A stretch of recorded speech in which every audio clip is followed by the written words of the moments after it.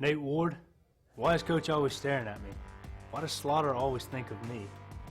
Is Sam the only Asian on the team? Nick Andrus, and I'm thinking about food. I'm about to go eat lox after this and get some chicken and waffles, actually. Avery Fagan, honey mustard chicken wraps. Cal Young, and I like Twix with a P-Raid. Blake Turner, and I'm the best tic-tac-toe player on the team. Nick Andrus, I beat him all the time. Caleb Slaughter, I'm here so I don't get fined. Chandler Corley, and will you get a Snapchat of me throwing this VP around real quick? Zach Goebel, and my favorite animal is a pterodactyl. I didn't get a call back. My bad. Mike Warren. I was playing pretty good golf this morning, and I had to skip hole number 9 to get here on time. And I worked out my legs this morning. Never skip leg day. Stetson Smith, and according to Will Hodges, everything in this world is rigged. Spencer Harvey, and I just saw a chicken run through the woods with his head cut off and socks on. Ryan Patterson, and right now I'm thinking about going home, lighting a candle, cracking open a thick book and getting a nice reading session. Anything that makes you think, makes you wonder about the world. Sid Royal. I wonder if Nate wants to go to McDonald's after practice. He definitely does. Tanner Hall, and this is Timothy Gray. He doesn't like to talk much, and I'm just wondering whatever he's thinking. No, Tim, we can't say that on here, dude.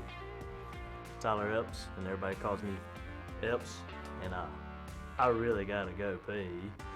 William Browning, Donald Trump, build that wall. Matthew Meeks, and anything you say or do can be used as a flotation device. Ben Hoisler, and Man Bear Pig is super surreal. Griff Faircloth, and can I dance right now?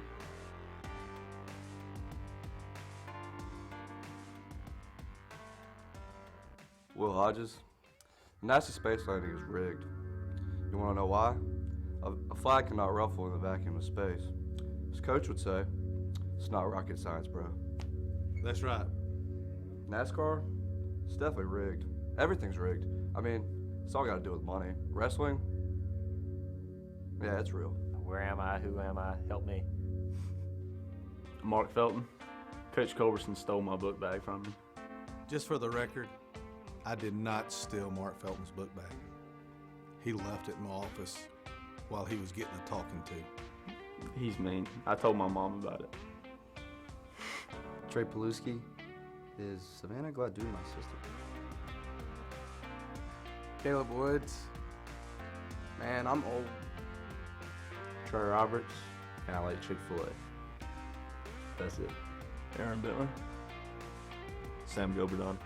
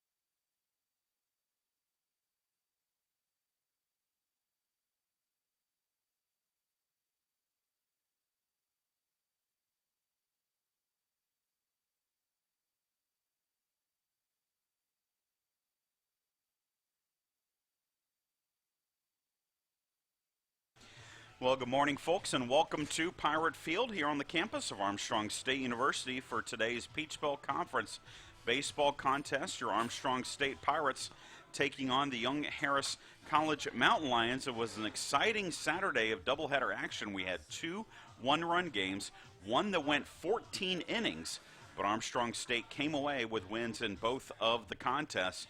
The Pirates won Game 1, 8-7.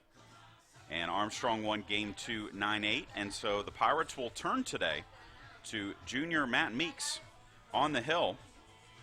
Meeks 3-4 with a 3.52 earned run average, making his 11th appearance and 10th start of the year. He has thrown 64 innings, given up 66 hits. He has walked 29, struck out 59. And he will face this lineup for Young Harris. Zach Odom will lead things off. He'll play shortstop. Nick Sexton, the right fielder, bats second. Zach Wall, the first baseman, bats third. Rudy Gaon as the left fielder. He'll bat cleanup. Luke Miller, the third baseman, bats fifth. Brett Westmoreland, the designated hitter, bats sixth. Corey Ewald, the catcher, bats seventh. Royce Woolfolk, the center fielder, bats eighth. And Cole Hayes will be at second base, and he will bat ninth. Defensively for the Pirates behind Matt Meeks, Zach Goebels at first base. Trey Paluski is at second. Chandler Corley at short, Stetson Smith at third, Mark Felton behind the plate, and then the outfield from left to right, it's Will Hodges, Mike Warren, and Caleb Slaughter. As the first pitch to Odom is high for a ball. Zach Odom, the 5'6" senior from Blairsville, Georgia, had 5 hits yesterday in the doubleheader for the Mountain Lions. His average now 364 with 3 homers, 25 runs batted in. Next pitch is inside for a ball. He became the Young Harris career hits leader in yesterday's action. He now has 201 career hits in the NCAA era of Young Harris College baseball. 2 balls, no strikes. The pitch from Meeks down and away, and it's 3-0. And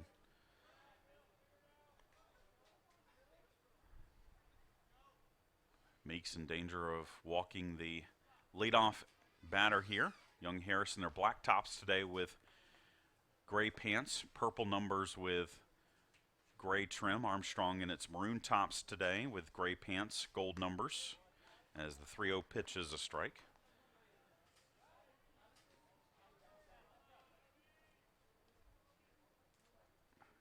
And the 3-0 pitch, strike at the 3-1 pitch, strike at the knees, and it's 3-2.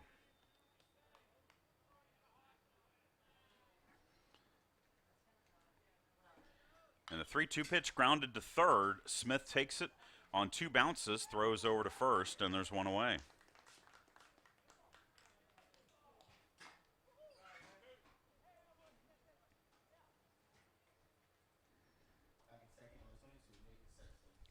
So now I'll bring up Nick Sexton. He had 7 hits in yesterday's doubleheader. The Mountain Lions as a team had 32 hits in the pair of games yesterday.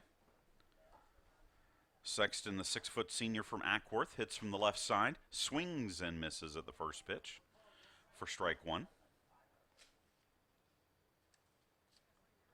Sexton hitting .335, 4 homers, 24 runs batted in. Grounds this one into right field, and that is a base hit. So Sexton continues his hot hitting. 8th hit of the weekend, first of the day, and Young Harris has a 1-out base runner for Zach Wall. Wall, the 6'2" senior from Hayesville, North Carolina. Young Harris had 3 players hit solo home runs in the first game yesterday, all named Zach. Zach Odom, Zach Wall, and Zach Beggs. Grounds this one foul, does Wall, down the third base side for strike 1. Wall started the game 1 of the doubleheader yesterday at third base, actually came in to pitch in the extra inning affair and ended up taking the loss. But at the plate this season, he's hitting .301, 11 doubles, 7 homers, 32 runs batted in. And that pitch gets away from Felton. That'll be a pass ball that will get the runner Sexton to second base. And it makes the count 1-1 on Wall.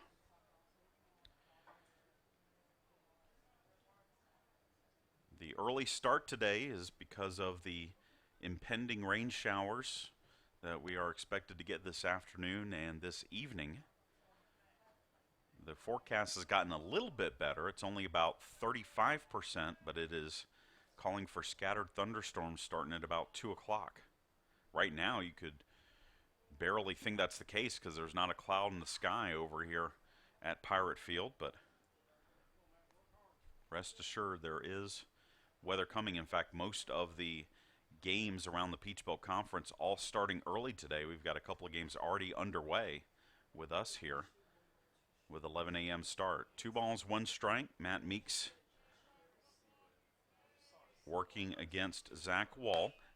Fouls that one off, does Sexton. It's 2-2. Matt Meeks' last start was last Saturday at Georgia Southwestern. He threw 7 2/3 innings, gave up 8 hits, 2 runs, walked 3, struck out 3 in the Pirates' 7-3 win over the Hurricanes.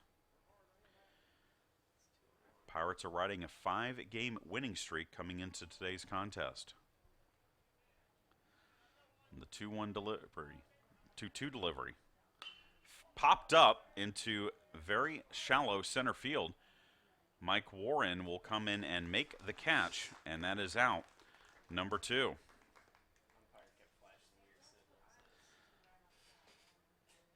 So with 2 down, that will bring up the left fielder, Rudy Gaona.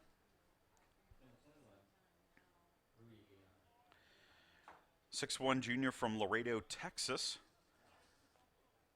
Gaona hitting .348, 9 doubles, 4 homers, 28 runs batted in.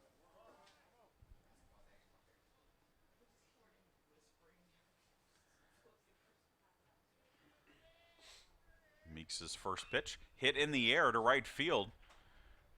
Caleb Slaughter will range over, make the catch, and that retires the side. Young Harris gets a hit, but nothing else. We go to the bottom of the first. Pirates coming to bat.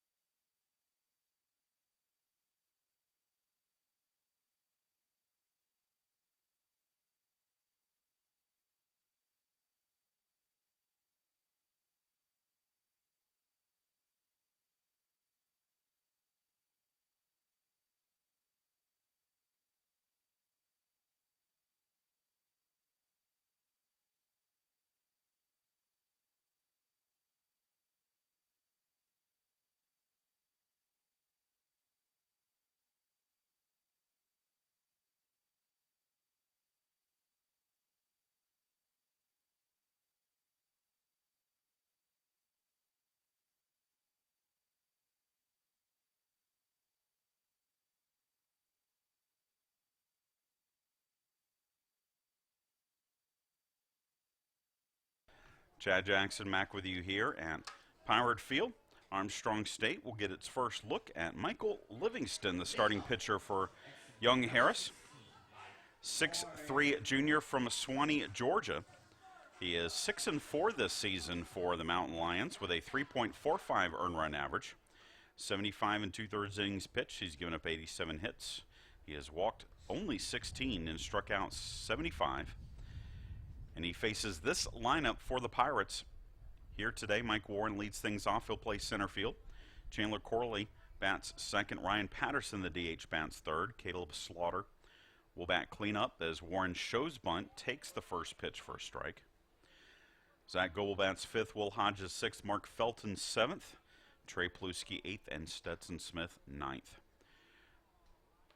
0-1 delivery from Livingston outside for a ball. Mike Warren, probably the hottest hitter in the Peach Belt Conference right now.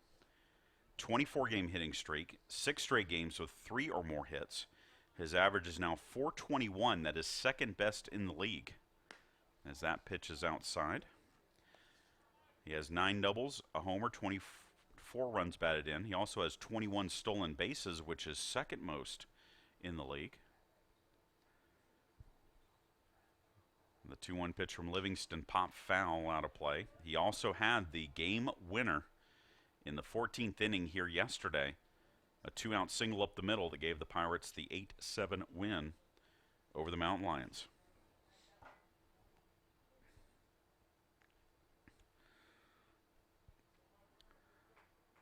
Two balls, 2 strikes, the count. Livingston into the wind.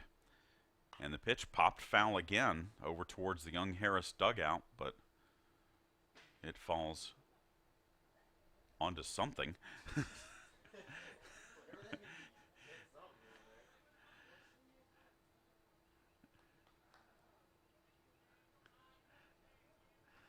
So the count remains 2-2.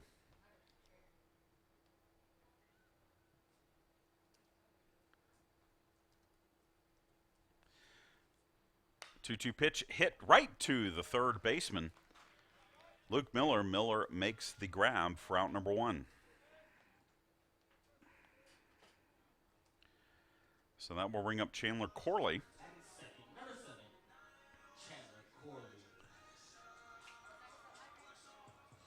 Corley, the junior from Martinez, Georgia, hitting .363, 12 doubles, 5 homers, 51 runs batted in.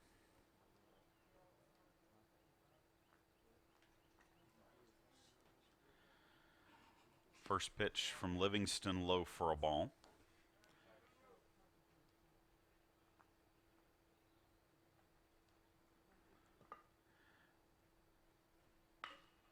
Shot into right field, and that will be easily handled by Nick Sexton. And quickly 2 down for the Pirates here in the bottom of the first.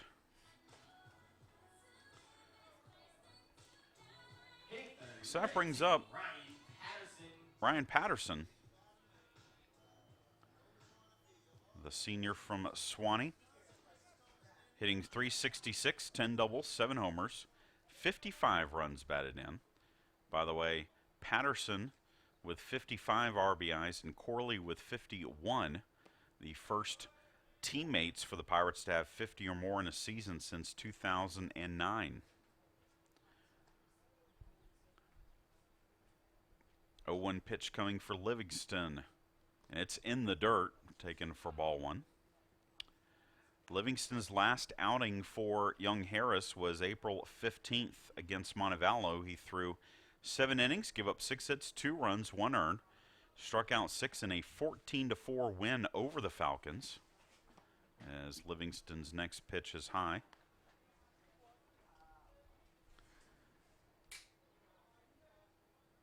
He has thrown at least 6 innings in every Peach Belt start so far this year. The 2-1 pitch is fouled off, and it's 2-2. He threw a complete game 8-5 win over Lander back on April 2nd, and also threw the 2-0 shutout win at Columbus on March 11th. Scattered 11 hits, walked 2, struck out 6. Here, 3 balls, 2 strikes is the count on Patterson.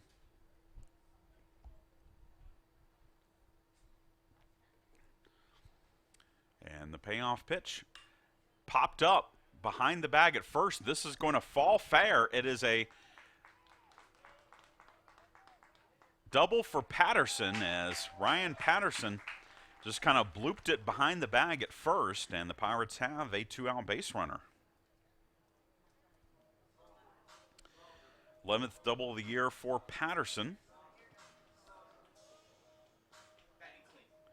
And that will bring up Caleb Slaughter. The right fielder, Caleb Slaughter.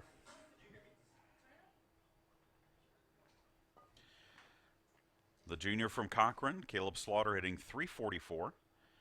Team high 13 doubles, 6 homers, 40 runs batted in.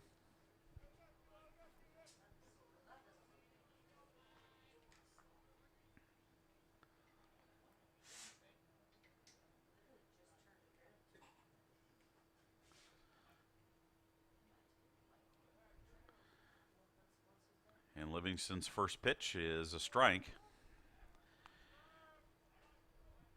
Already underway. UNC Pembroke and Coker. Of course, the Braves of UNC Pembroke, the next Peach Belt opponent for the Pirates next weekend. They lead Coker 4-0. Columbus State Francis Marion also started with us at 11. The reason Pembroke and Coker started early is because they are actually playing 2 today. And then at 1 o'clock, USC Aiken is at Montevallo, and that is the entirety of the Peach Belt Conference baseball slate.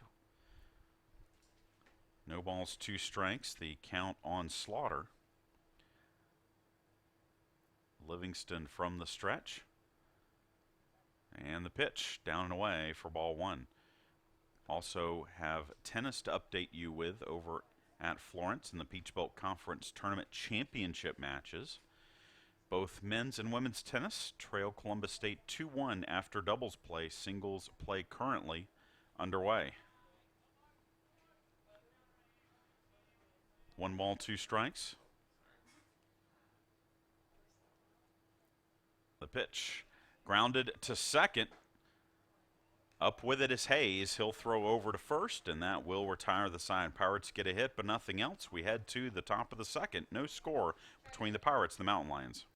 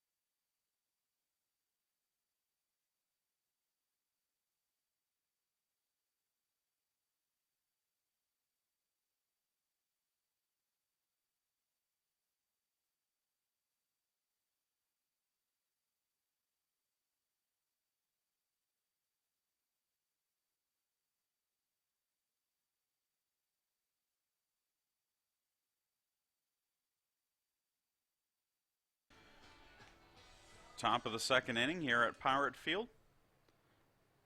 Luke Miller leads things off for Young Harris.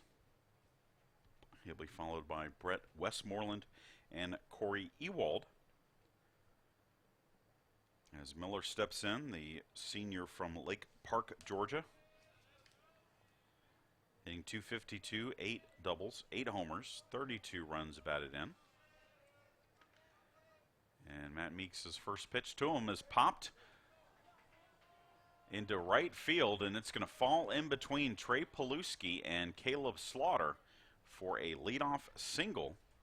And like Patterson's double in the bottom of the first, just found the right spot in the outfield. And Young Harris has the leadoff runner on. So I'll bring up Westmoreland, the designated hitter.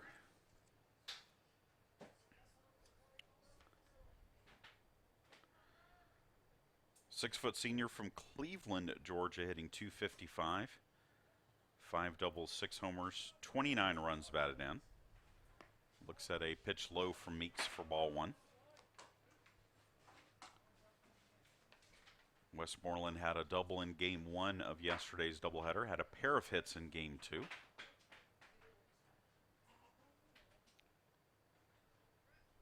One 0 pitch, down low again, and it's 2-0. Pirates will wrap up the 2017 season with 4 games this coming week. They'll play Tuesday against Embry-Riddle at 3, and then host UNC Pembroke on the weekend. As there's a grounder to third that is a fair ball. They go to second for one, on to first. It is a 5-4-3 double play, brilliantly turned by the Pirates to take care of the leadoff runner. Stetson Smith to Trey Paluski, on to Zach Goebel. 5-4-3. And there's 2 down for Corey Ewald, the catcher.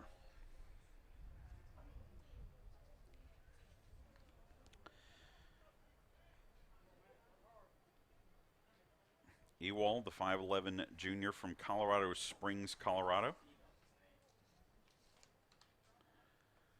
Looks at the pitch low for ball one. Ewald hitting .270, 27 hits and 100 at-bats, 6 doubles, 3 homers, and 16 runs batted in. He had a pair of hits in yesterday's game 2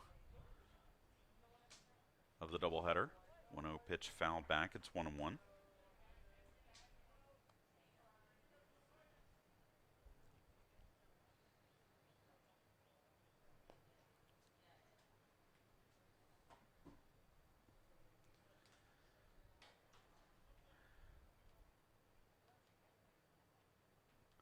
One ball, one strike. Meeks with the pitch. That is a strike. It's 1-2. Matt Meeks, in his first year with the Pirates, pitched for 2 years at Abraham Baldwin Agricultural College, won 14 games over 2 seasons at ABAC. Shot into left field. That's a base hit. So how important is that double play ball now? Because Ewald is going to pull up into second base with a 2-out double.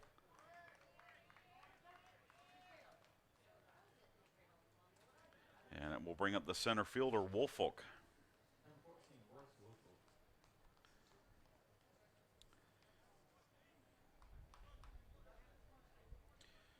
Woolfolk, the junior from Richmond, Virginia. Hitting .253, 8 doubles, a homer, 19 runs batted in.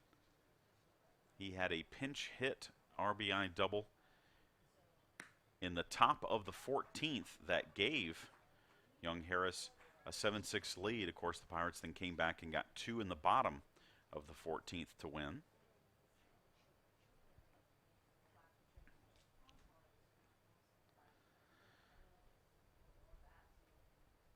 No balls, 1 strike. The count on Woolfolk. Meeks checks the runner at second and delivers grounder foul over towards the first base coaching box. And Meeks is quickly ahead 0-2.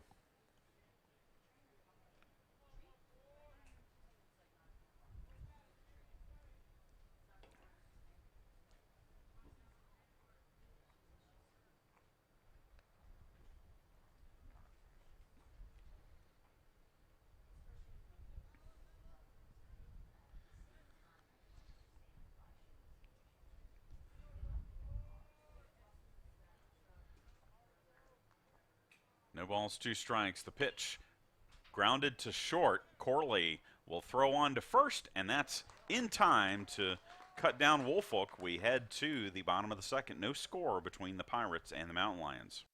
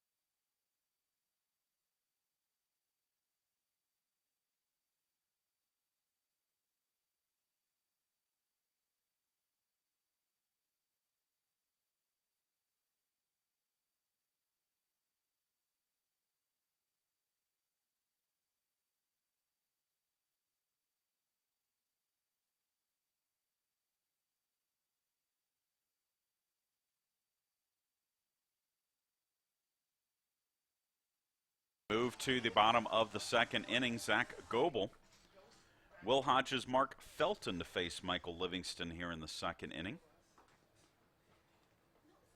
No score between the Pirates and the Mountain Lions. Goebel steps in, the sophomore from Blackshear, Georgia, hitting .339. 11 doubles, 8 homers, 46 runs batted in. Livingston delivers a first pitch strike.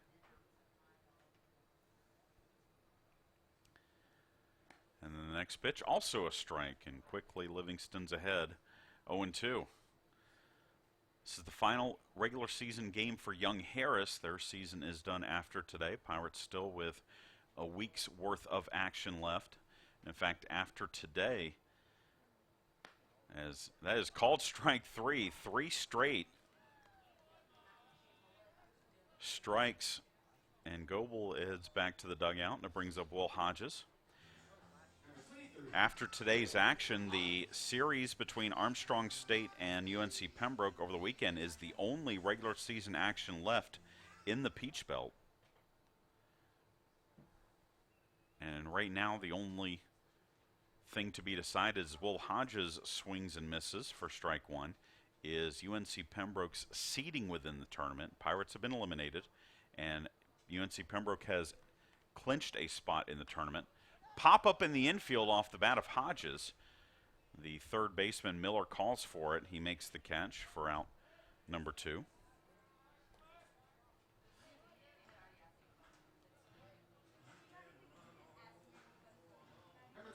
Right now, UNC Pembroke currently slots in 4th in the league standings. They could move up to 3rd, or they could fall to 5th or maybe 6th, depending on what happens against the Pirates next weekend. Mark Felton steps to the plate.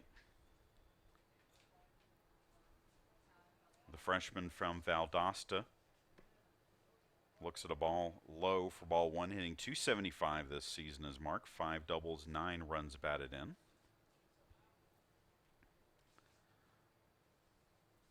One 0 pitch hit in the air to left. Foul territory, giving chase is the left fielder Gaona, but he won't be able to catch up to it. It falls foul for strike 1.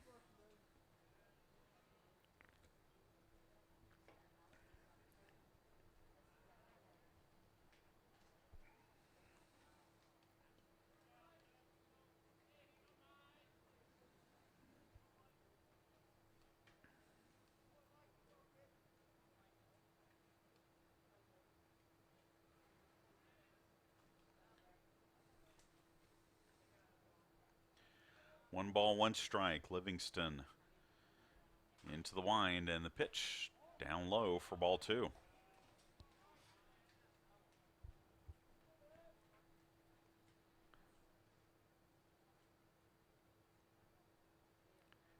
And the 2-1 pitch fouled back to the screen by Felton.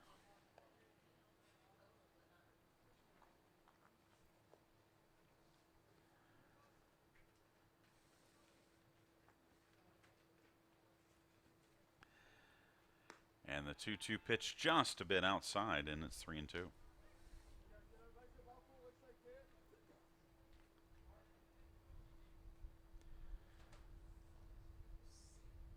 The payoff pitch from Livingston, called strike 3. Livingston sets down the Pirates 1-2-3, getting a pair of strikeouts looking. We head to the 3rd, no score between the Pirates and the Mountain Lions.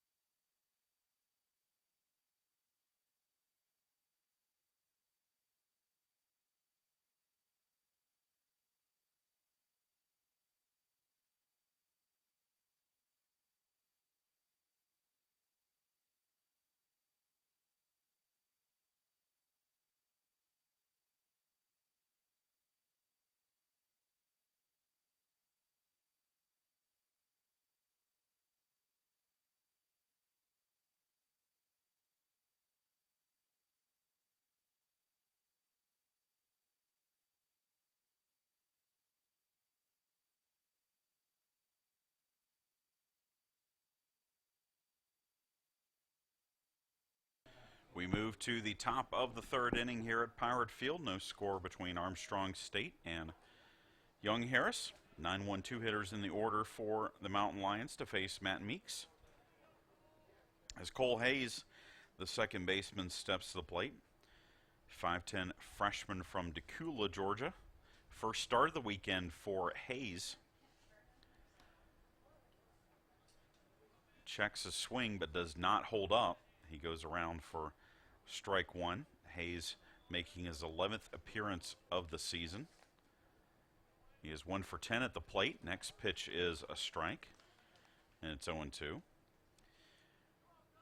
Meeks has not given up more than 3 earned runs in each of his last 4 starts. As there's a foul tip into the glove of Mark Felton for the strikeout, and Meeks picks up his first K of the day. And it brings back up Zach Odom, the top of the order. He gave up 3 runs and 5 1/3 at Augusta on March 25th. Gave up 3 earned at Francis Marion and 7 2/3 on April 2nd, and then lost a tough 2-1 decision to Flagler on April 9th, giving up 2 runs, 7 hits, and 8 1/3 innings. Meeks' first pitch is grounded to second. Paluski throws on to first. And there's 2 away.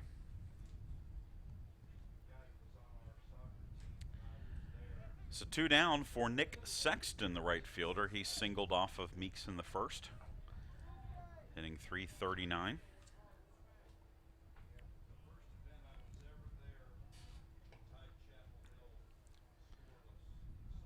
And he shoots the first pitch foul down the left side. Watch out, Kevin. Our intrepid camera operator on the third base dugout. A 1 pitch fouled off. And it's quickly 0-2.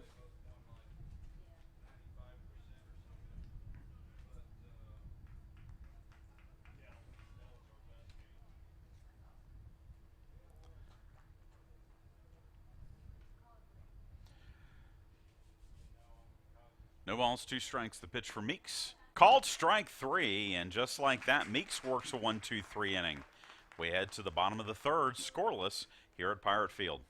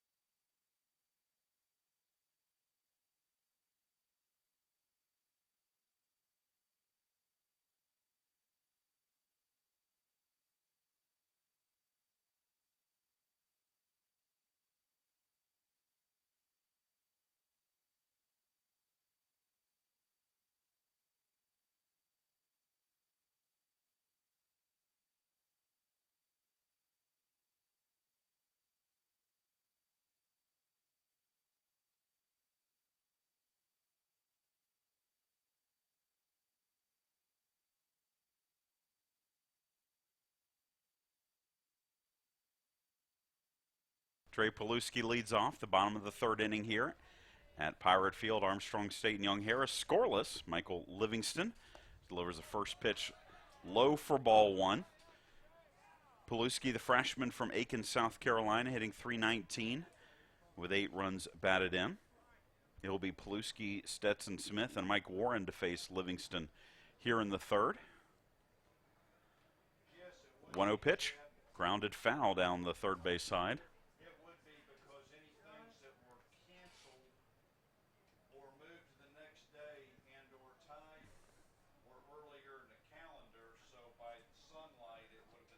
Yep. Because we never had that problem. Right. In May, they were March and February. So you have come up with the golden nugget. So we each have one today because I don't think there's any chance you'll ever top that thing on. What did Armstrong play in the American Legion? Paluski fouls off the 1-2 pitch. Former Armstrong State head coach Joe Roberts in the press box here, and I posed the question to him. Yesterday's game, which got done at 7:45 at night in the fading daylight of the Savannah area, was that the longest or the latest we ever finished a game here at Pirate Field? And according to his recollection, it is. So we were out here for 7 hours and 45 minutes of baseball action yesterday as Paluski swings and misses, tried to hold up and check his swing, could not do so, and Livingston's picked up his third strikeout. So one down for Stetson Smith. The sophomore from Blackshear hitting .260, 3 doubles, 9 runs batted in. He had a 2-run double in yesterday's second game against the Mountain Lions.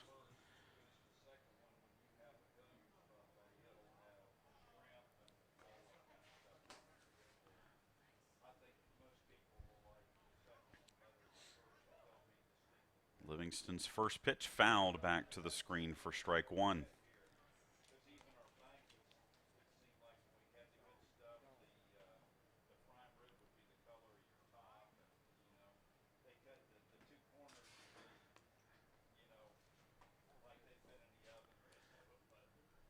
And the 0-1 pitch from Livingston in the dirt for a ball.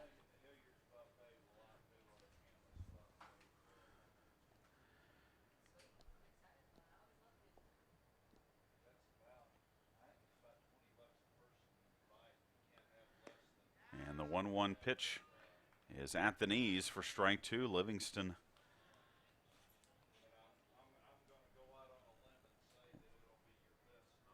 really spotting the ball well, as he has given up just the bloop double to Ryan Patterson so far.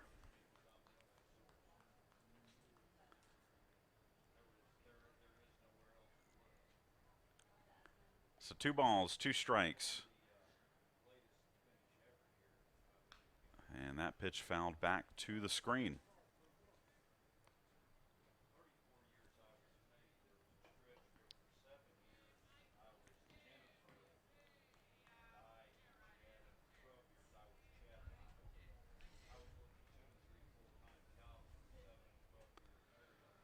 And a swing and a miss, strike 3. Stetson Smith out on strikes, and that's 4 of the last 5 hitters that Livingston has set down via strikeout. And we go back to the top of the order for Mike Warren, who lined out to third in the first inning.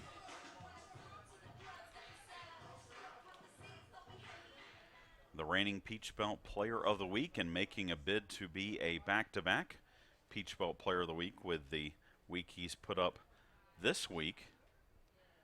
He had 4 hits on Tuesday at Albany State and then 3 hits in each of the games of the doubleheader here yesterday.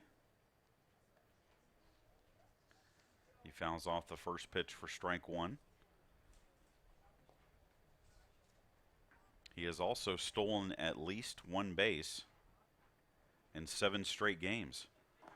Breaking ball from Livingston in the dirt for a ball.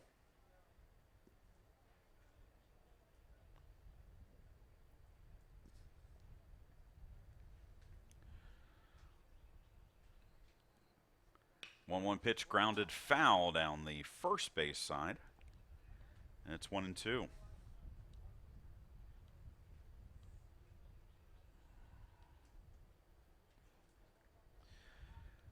We can tell you that at women's tennis, Armstrong has gotten a singles win. It's now 2-2 the team score between the Pirates and the Columbus State Cougars. As the 2-2 or the 1-2 pitch is outside, making it 2-2. Still no singles finals yet in the men's match. Again, Columbus State leading Armstrong State 2-1 after doubles play there. The 2-2 delivery from Livingston, well high, and it's 3-2.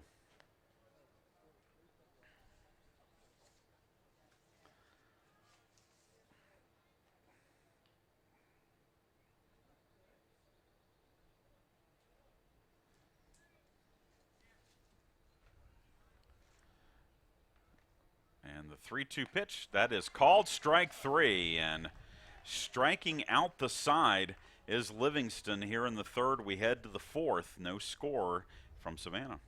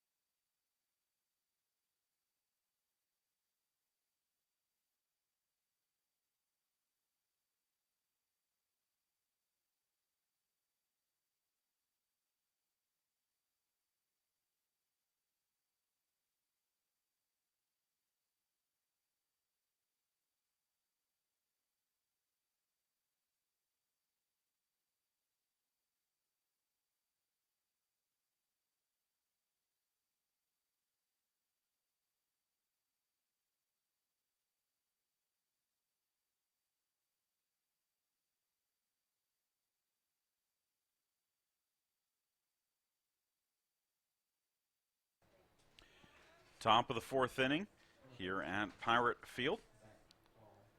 Zach Wall will lead things off for Young Harris. He'll be followed by Rudy Gaona and Luke Miller. As Wall flew out to center field his first time up, being .299 on the season, and Meeks' first pitch is high for a ball.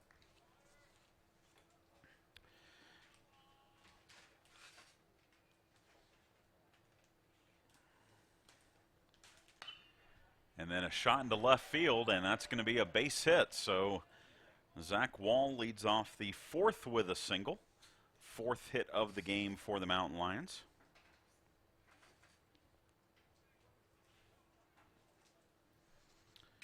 And it brings up Gaona, who flew out to right in the first inning. Matt Meeks last year for Abraham Baldwin, 7-5 with a 2.75 ERA in 15 starts. Struck out 72 and 85 in 2/3 innings. As Gaona looks at a pitch inside for a ball.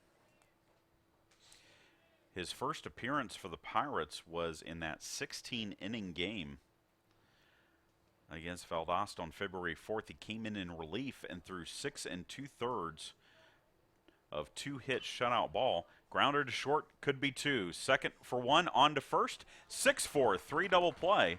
And the second double play turned by the Pirate infield so far today.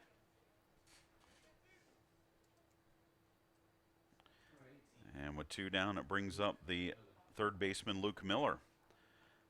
In that game for Meeks against Valdosta, he walked 3, struck out 11 in the 6 2/3 innings of relief he threw, and that basically put him into the starting rotation. He has made starts every other appearance for the Pirates this season.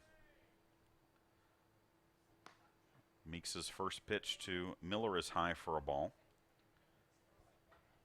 Miller singled lead off the second inning, but was erased on a 5-4-3 double play. High chopper foul over towards the Pirates dugout, and that evens the count at 1-1.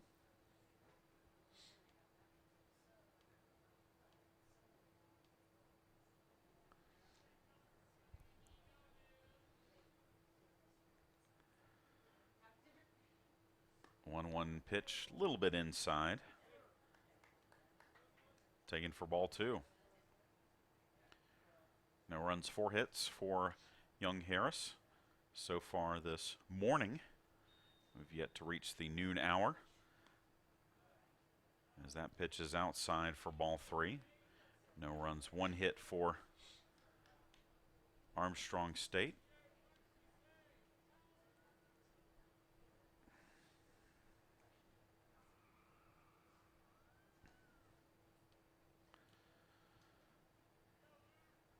The 3-1 pitch, that's well high for ball 4. And so Miller draws the 2-out walk. First walk issued by either pitcher in this contest, and it brings up Westmoreland.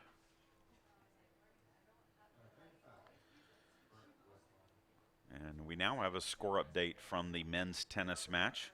Both Armstrong and Columbus State with a singles win, so the team score is now 3-2 Columbus State. As Meeks' first pitch to Westmoreland is down and away for a ball. Westmoreland hit into the 5-4-3 double play in the second inning.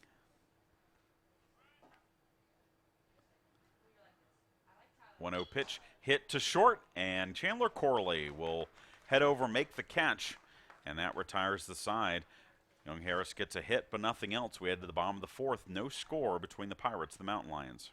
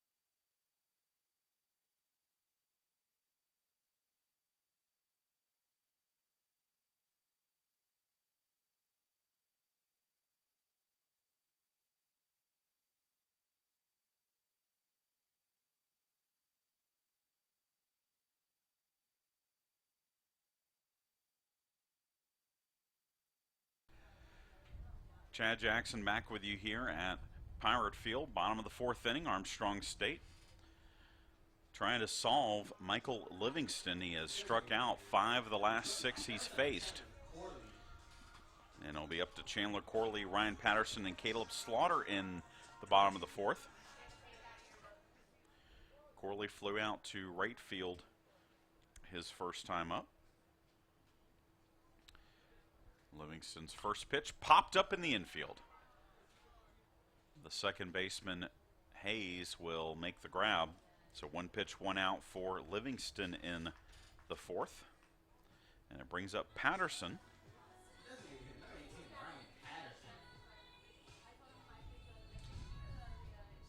Patterson had the bloop double behind the bag at first base in the first inning, and that is the only blemish against the line of Livingston so far today.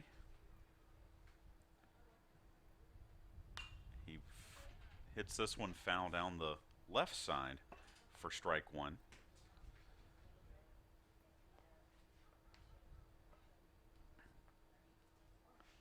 Livingston in his third season with Young Harris.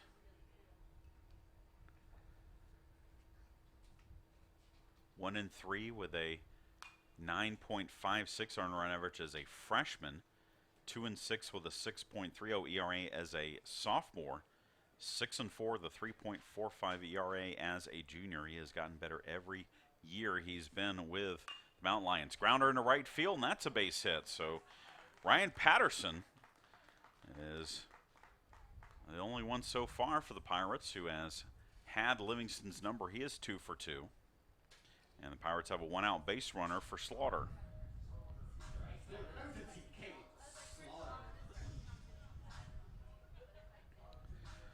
Slaughter grounded out to second base to end the first inning.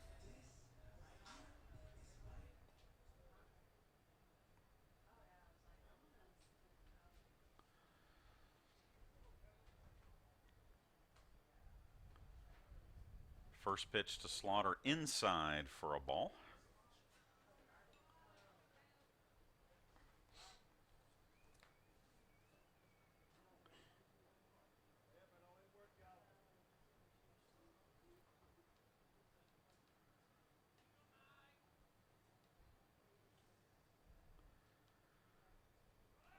Runner goes on the pitch. Throw down to second is not in time.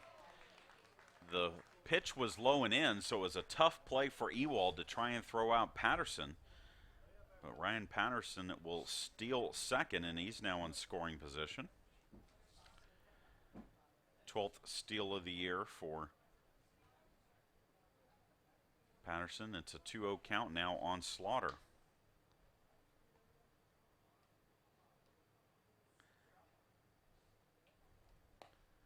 Talked about the hitting streak for Mike Warren. Slaughter has a modest 8-game hitting streak. He had 1 hit in each of the games yesterday against the Mountain Lions, had 4 hits on Tuesday against Albany State. The 2-1 pitch popped up, but foul behind the Young Harris dugout. It's now 2-2.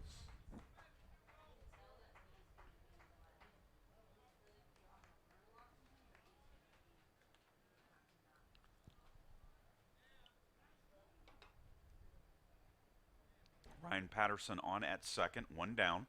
We're in the bottom of the 4th.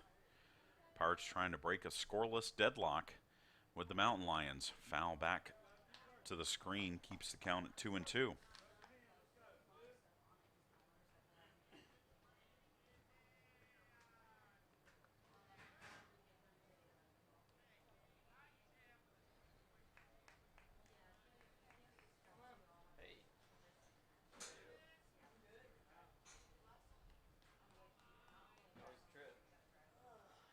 Two balls, 2 strikes. Livingston from the stretch, and the pitch swung on and missed. Strike 3. Livingston got Slaughter with a high fastball. Strikeout number 6 on the day. And with 2 down, it brings up Goebel.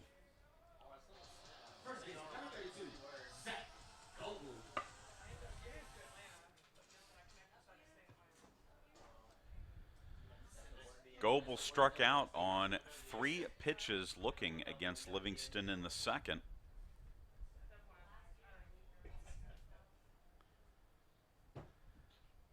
First pitch hits this one into right field. No trouble for Sexton as he will make the grab and retire the side. Does Livingston. He gives up a single but nothing else. We're through 4 here at Pirate Field, scoreless between Young Harris and Armstrong State.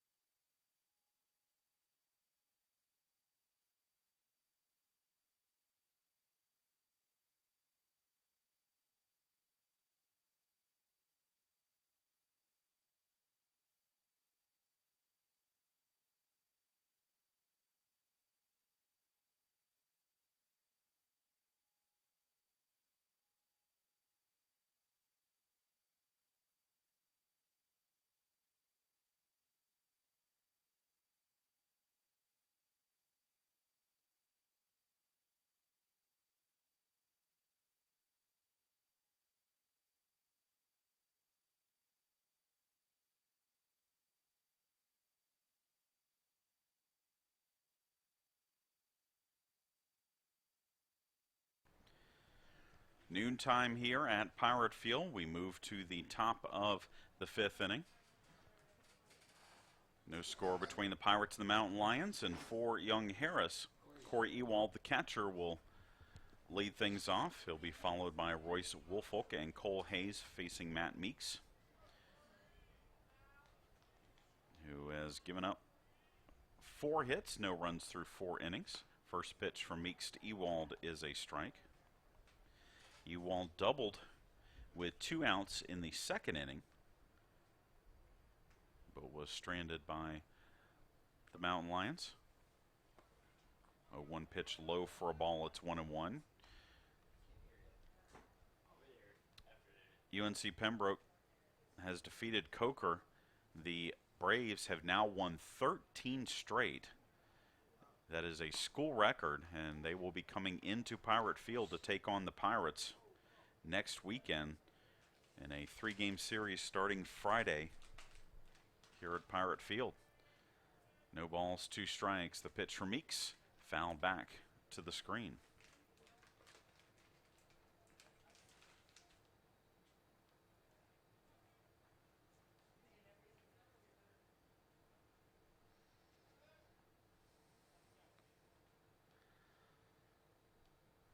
Oh, 2 pitch lined right to Chandler Corley at short for out number 1. It was hit hard, but it was right at the junior shortstop, and 1 down now for Woolfolk, the center fielder.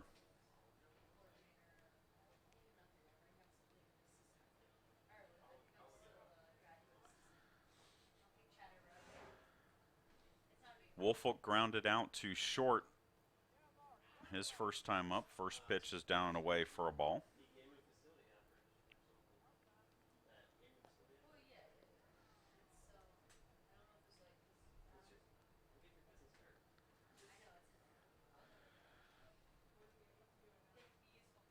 And the 1-0 pitch from Meeks, down and away for a ball.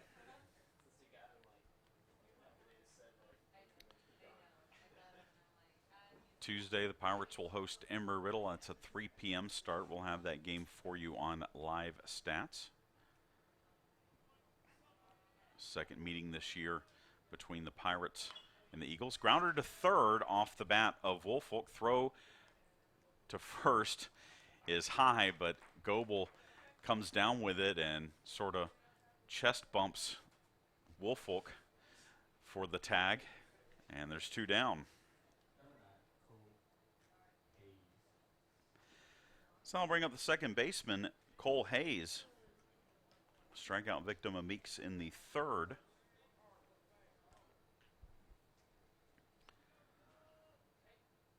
Meeks' first pitch is in the dirt for a ball. Coming up this Thursday, the Armstrong State Student Athlete Awards Banquet will take place over at the Armstrong Center, kind of wrapping up the season, even though several sports still have action to be played. It's the last week of the semester class-wise, so our last opportunity to get all the student athletes together and celebrate the year that was, and in many ways still is going, here towards the end of April. Give out team awards and departmental awards covering all 12 of our sports at Armstrong. 1-2 pitch to Hayes. It's fouled off out of play.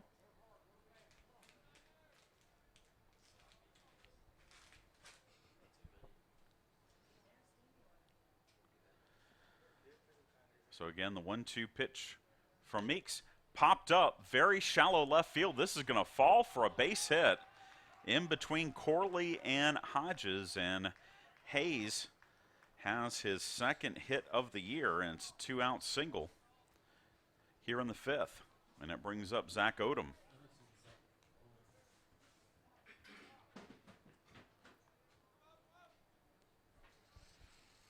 Odom is grounded out to 3rd and grounded out to 2nd in his 2 at-bats today.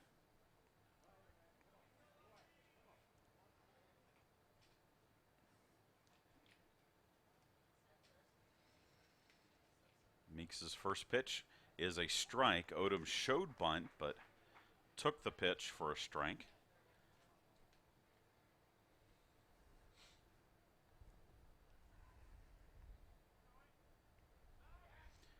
over to first, but Hayes back safely.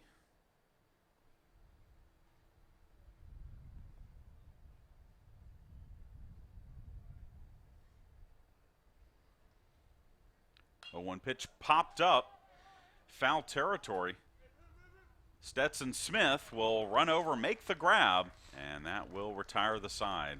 We head to the bottom of the 5th. No score between the Pirates and the Mountain Lions.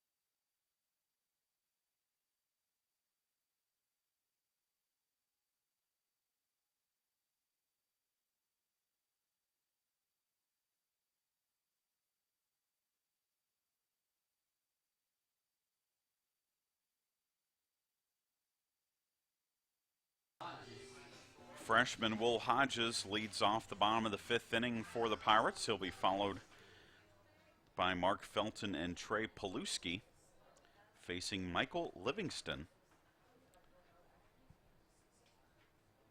who has given up just a pair of hits through 4 innings. 58 pitches for Livingston through 4 innings, 40 for strikes. As the first pitch is popped up foul by Hodges, out of play for strike 1. Will Hodges is popped up to the third baseman, Luke Miller. In the 2nd inning, he's 0 for 1. And the 0-1 pitch down and away for ball 1.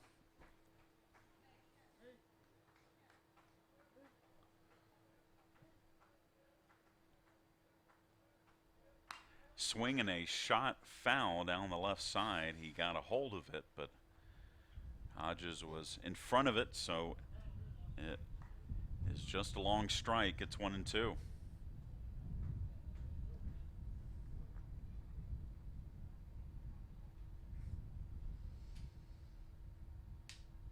And the 1-2 pitch, a little bit low, taken for ball 2. Hodges out of Guyton, South Effingham product, the cousin of Houston Astro J.J. Reddick. Not J.J. Reddick, Josh Reddick. Wrong sport there. It would be impressive if he was J.J. Reddick's cousin. Josh Reddick had a home run the other night for the Astros. He came here a couple times during the fall, took batting practice with the Pirates, and actually came out to one of the games. As there's a shot into left field and a base hit for Hodges. He came out during the Payne series where Will Hodges had a first inning grand slam, and Josh Reddick was late getting to the game, got here in the 3rd inning, missed his cousin's grand slam. So leadoff runner on for the Pirates, and Mark Felton will step to the plate.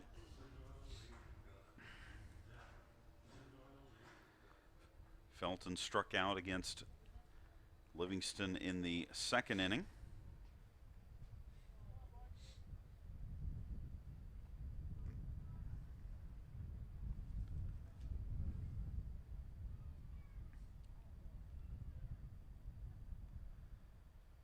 First pitch is upstairs for a ball to the freshman from Valdosta. Felton caught game 1, or most of game 1. He was lifted in the 11th inning for a pinch runner, and Will Browning caught the rest of the way. Throw over to first. Hodges back to the bag. Will just 1 stolen base on the year.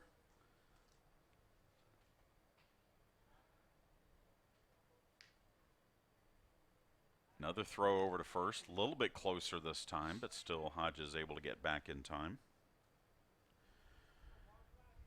Pirates had 6 stolen bases in the doubleheader yesterday. Another throw over to first. So obviously Livingston and the Mountain Lions worried that Hodges will either steal or they could be a hit and run in the offering.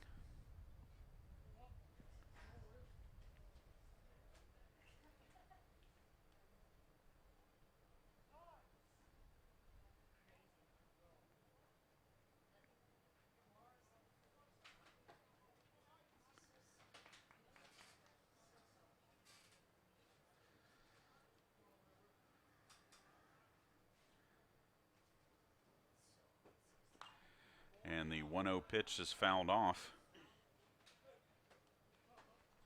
making it 1-1.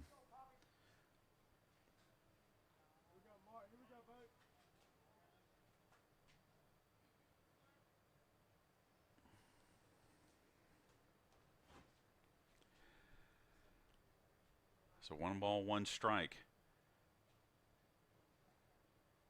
Hodges' lead is a conservative one at first. The off-speed pitch is upstairs for ball 2. Yesterday, we played 23 innings, and each team, Armstrong and Young Harris, combined for 61 hits in the 23 innings.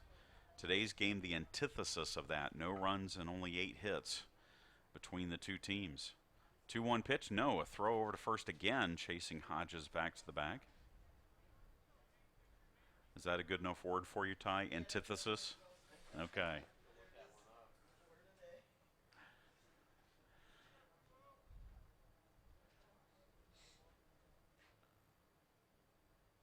Now the 2-1 pitch. Runner goes. It's a hit and run. And that's going to be through for a base hit. Hodges had to stop at second because he didn't know if the shortstop, Odom, was going to be able to get to it, but it was a seeing eye single. It made its way through, and the Pirates have runners at first and second with nobody out for Trey Paluski.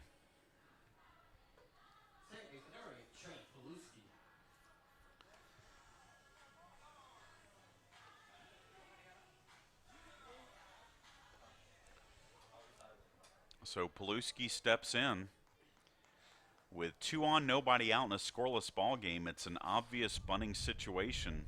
We'll see if Paluski has the bunt sign. The corners are in, expecting it for the Mountain Lions. Livingston's first pitch is bunted foul down the third base line for strike 1. Paluski just tried to drag it, didn't want to show bunt early. And it's now an 0-1 count.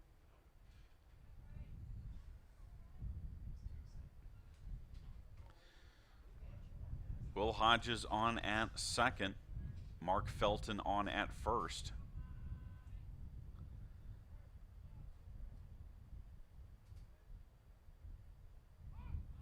Paluski shows earlier this time.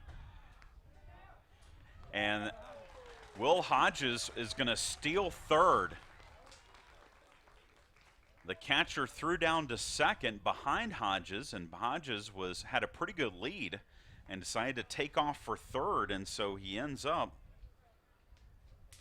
stealing third. Now runners at the corners, and Paluski with an 0-2 count will probably be swinging away. It's not out of the realm of possibility that the bunt sign will still be on, but just a tough situation to put him in to bunt with 2 strikes. Any foul ball is a strikeout. But with now the first baseman holding the runner at first, first pitch, or the next pitch high, and the first ball to Paluski makes the count 1-2. He was not bunting. So Paluski looking to just swing away, get the ball into the outfield, score the runner from third.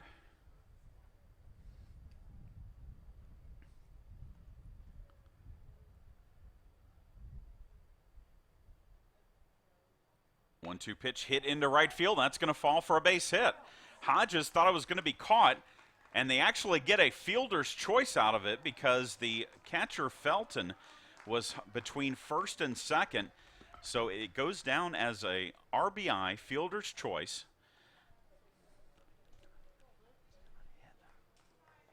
It's not a hit. It's a fielder's choice. But the Pirates take a 1-0 lead on the ball by Paluski.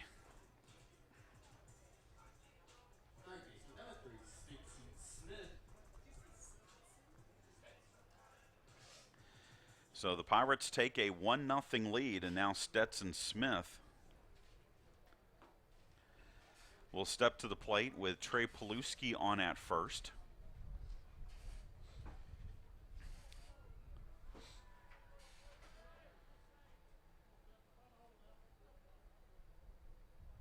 And Livingston will deliver the first pitch. That's inside for a ball. So the Pirates break through, a couple of hits, and then the steal of third, which allowed Hodges to then score on the ball to right field that ended up being a fielder's choice. But Paluski did his job. He got the run home.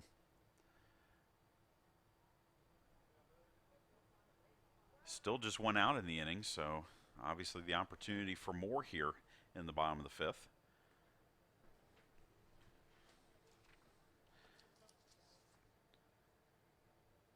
Paluski has not stolen a base this year, but Hodges only had 1 when he stole third earlier in this inning. The 1-0 pitch. Runner goes, it's a hit and run, and Smith fouls it off out of play for strike 1.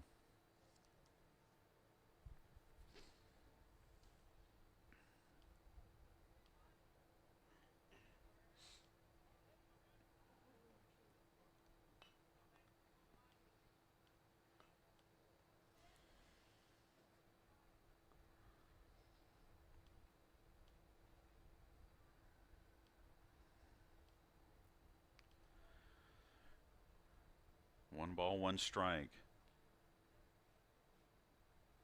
And that pitch is a pitch out.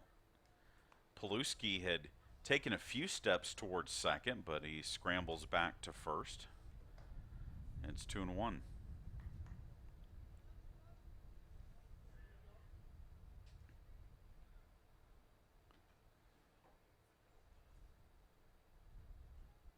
Another throw over.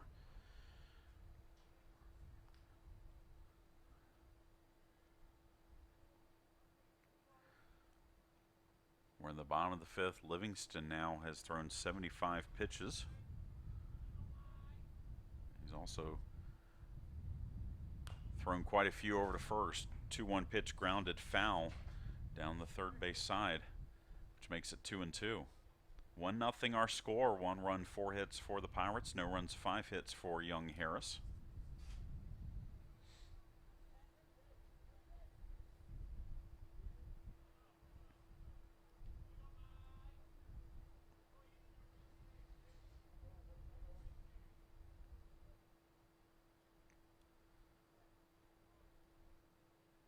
The 2-2 pitch popped up in the infield. The pitcher, Livingston, called off by the catcher, Ewald, and Ewald will make the grab for out number 2.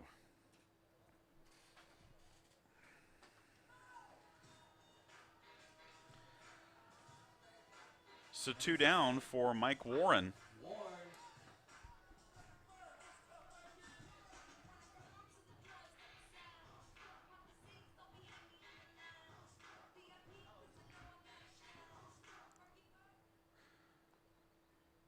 Warren steps in 0 for 2. against Livingston. A line out and a strikeout.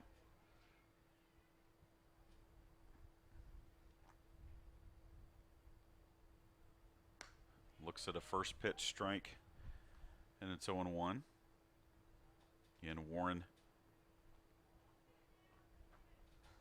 has had a hit for 24 consecutive games.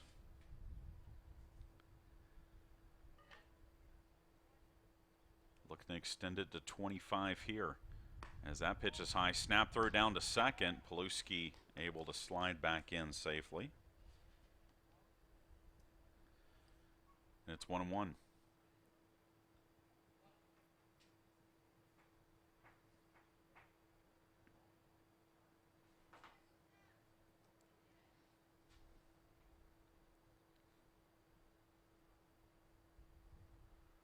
And the 1-1 pitch fouled off towards the Pirates dugout.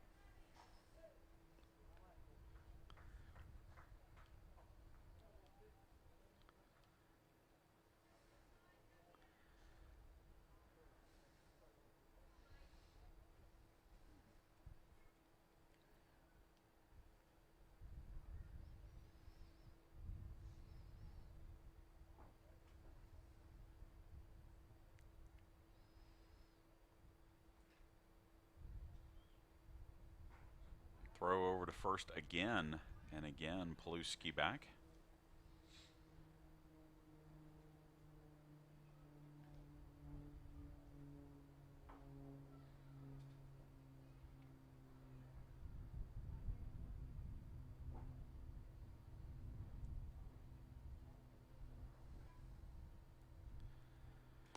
And the 1-2 pitch is down and away.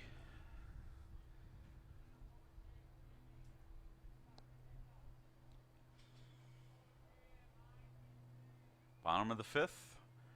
Pirates leading it 1-0.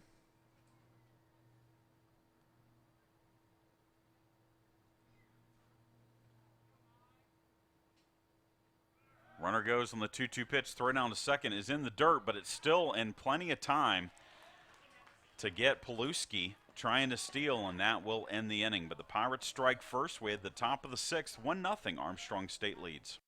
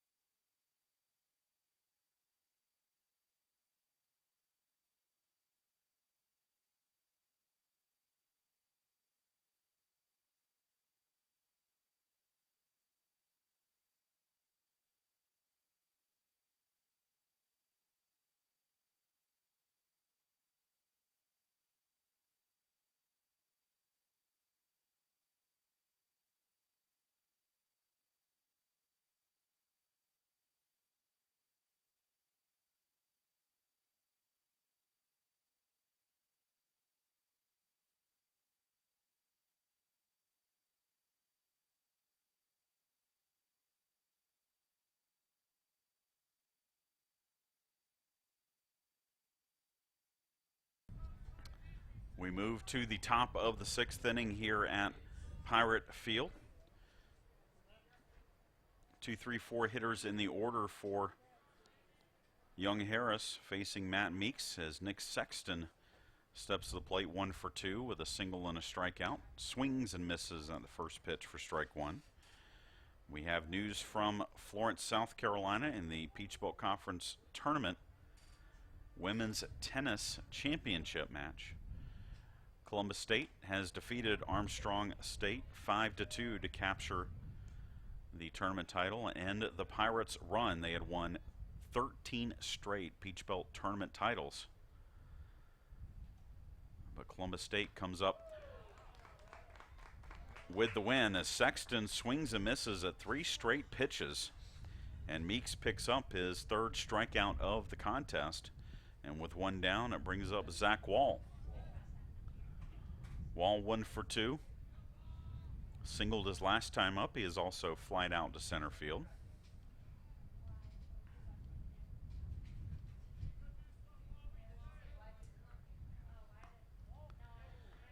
As the first pitch to Wall is inside for a ball.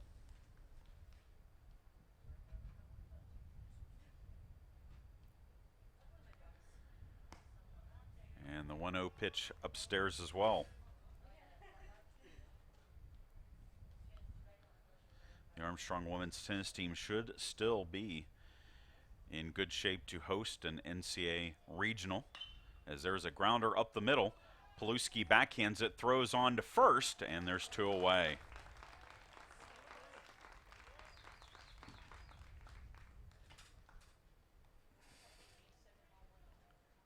So 2 down for Gaona, the left fielder. That women's tennis regional, by the way, would be Monday, May 1st and Tuesday, May 2nd over at the Armstrong Tennis Complex, and we will tentatively be webcasting those. We have to find out the schedule of when match times are and who's playing who, and whether we're going to have concurrent matches in the first round on Monday or whether we're going to play one match at a time. Check out ArmstrongPirates.com for that announcement coming up, and that will be coming up this Tuesday, the selections for the tennis. Pitch is in the dirt. Gaona appeared to offer at it, but they appealed to the bases umpire. He says he held up on his swing, so it's a 1-1 count.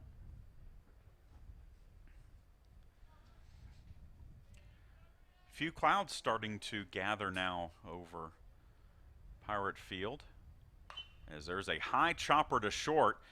Corley up with it, throws on to first, and that's in time. A great defensive inning with 2 nice plays from Paluski and Corley, and we head to the bottom of the 6th, 1-0. Pirates lead.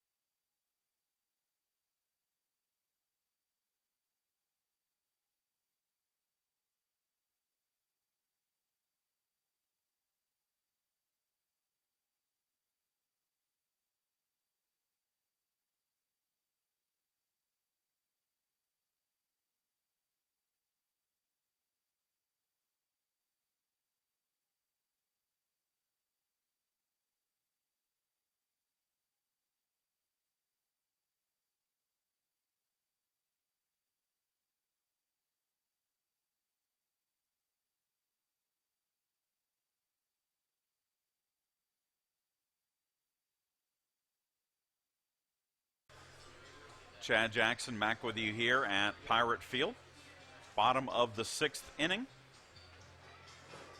And top of the order, coming up for the Pirates, Mike Warren was at the plate when Trey Paluski was thrown out trying to steal. So he will now lead off the bottom of the 6th against Michael Livingston. He's given up 1 run, 4 hits through 5 innings. 81 pitches, 53 strikes for Livingston.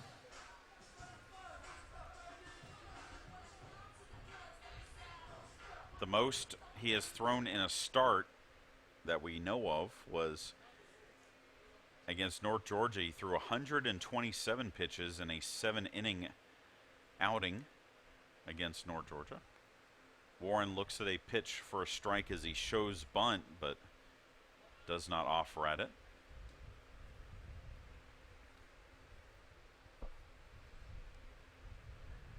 So obviously still a lot of ground ball into right field. No, nice play by the second baseman, Hayes, but he can't make a throw, so Warren will extend his hitting streak. That is a hit for the Pirates to lead off the 6th inning.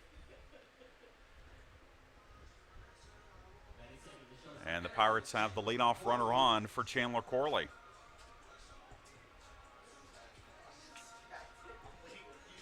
"25 straight games for Michael Warren.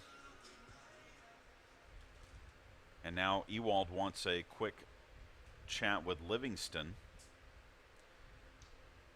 With all the attention that Livingston paid to Trey Paluski and Will Hodges on the base pass, he will certainly be conscious of Warren over at first here. 21 stolen bases, second most in the league.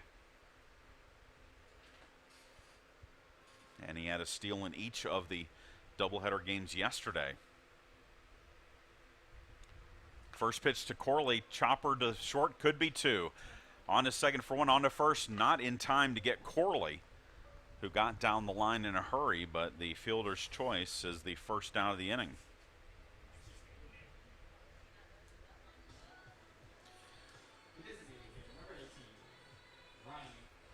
So I'll bring up Ryan Patterson,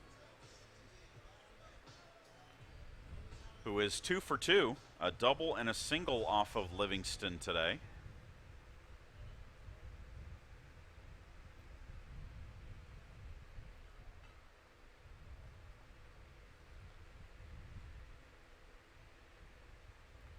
First pitch hit in the air to center field, but no trouble for, well, actually the left fielder, Gaona, cuts in front of the center fielder, Woolfolk, and makes that catch. A little more interesting than maybe it should have been, but that is the second out of the inning. By the way, the wind has now started blowing a little more strongly in from center field. And that's the direction the clouds are moving in from as Caleb Slaughter steps to the plate. Slaughter 0 for 2, a ground out and a strikeout today. He hits this one to short, and it's off of the shortstop. And that will be an error on the shortstop, Odom.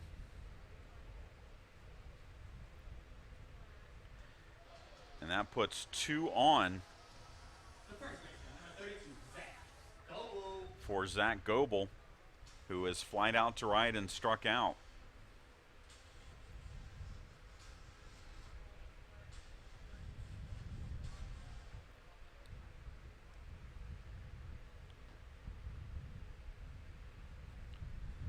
So a chance for Goebel to extend the Pirates' lead here, 2 outs, but 2 on. Chandler Corley at second, Caleb Slaughter at first. He taps this one back to the pitcher. Livingston will walk it over, underhand it to Wall at first, and that retires the side. Pirates get a hit and an error, but we are through 6. Pirates lead it 1-0.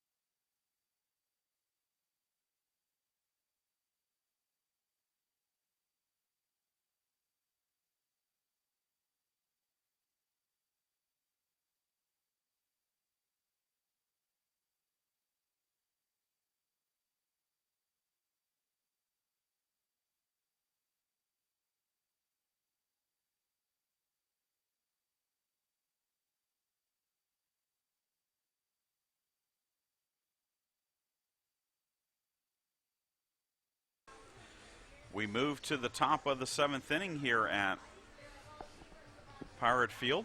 1-0 Armstrong State with the lead.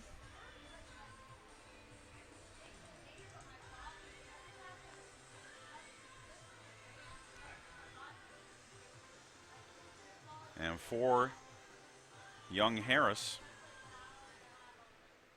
it'll be Luke Miller, Brett Westmoreland, and Corey Ewald here in the 7th. Miller's been on base twice against Matt Meeks today. Meeks, through 6 innings, has given up 5 hits, 67 pitches, 46 strikes for Meeks. First pitch is a swing and a miss for strike 1.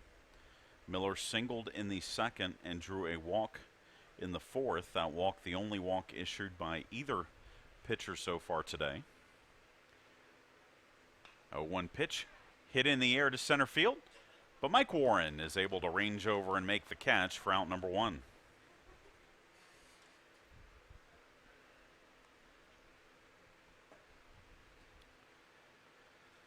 And that will bring up Westmoreland.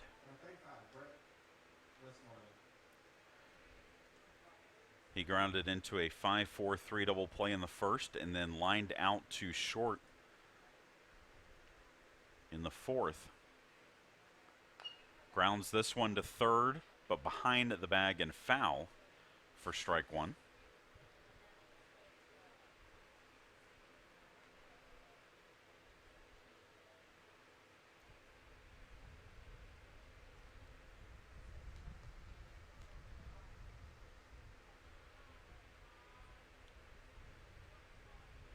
No balls, 1 strike. Meeks with the pitch, swung on and missed. It's 0-2.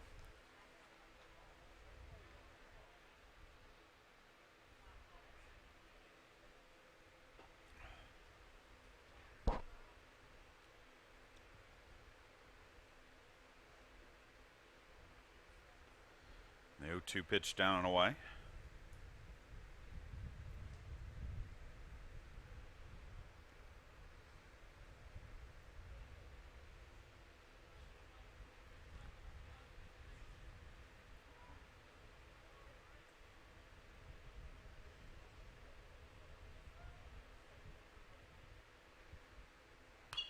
And a swing and a long drive to left field. This one is carrying, and this one is gone. Westmoreland ties this up with a solo home run to left field.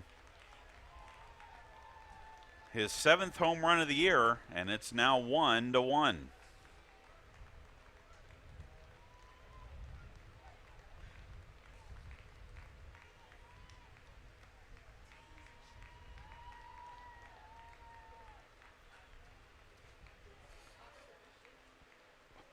Fourth home run of the weekend for Young Harris. All have been solo shots. And again, that wind blowing in from center field, that was a major league shot from Westmoreland to tie this game up. And Meeks' first pitch to the catcher Ewald is high for a ball.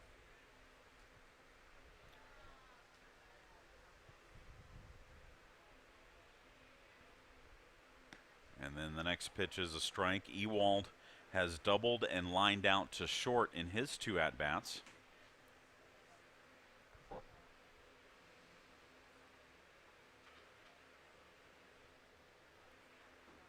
One pitch, strike again. And Meeks quickly ahead 1-2.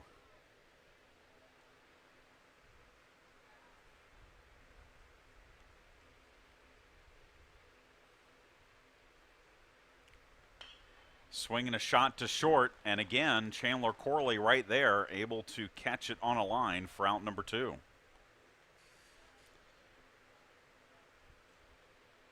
So 2 down for the center fielder, Woolfolk. He is grounded out to short and to 3rd.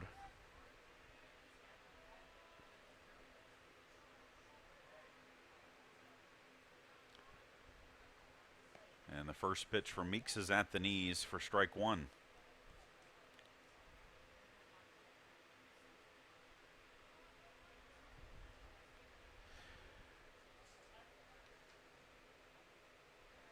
53 home runs now on the season for young Harris.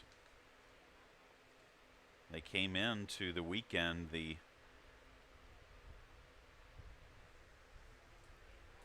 fifth in the Peach Belt Conference in home runs, as this one is hit foul down the right side. And it's 1-2.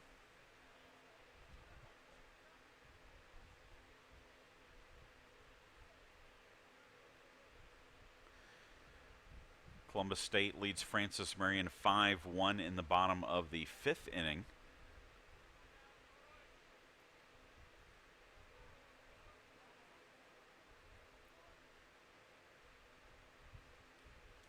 As the 1-2 pitch fouled off.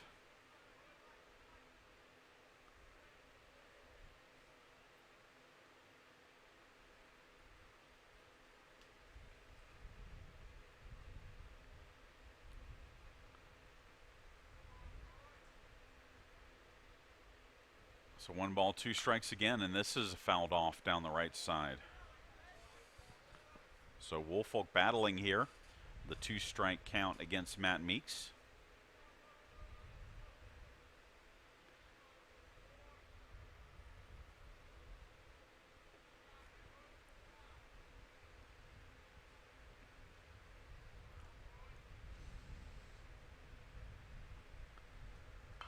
And that was hidden to center field. Drifting back is Mike Warren.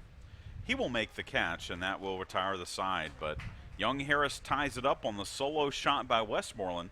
We head to the bottom of the 7th. It's the 7th inning stretch. Stand up wherever you are. Pirates and Mountain Lions tied at 1.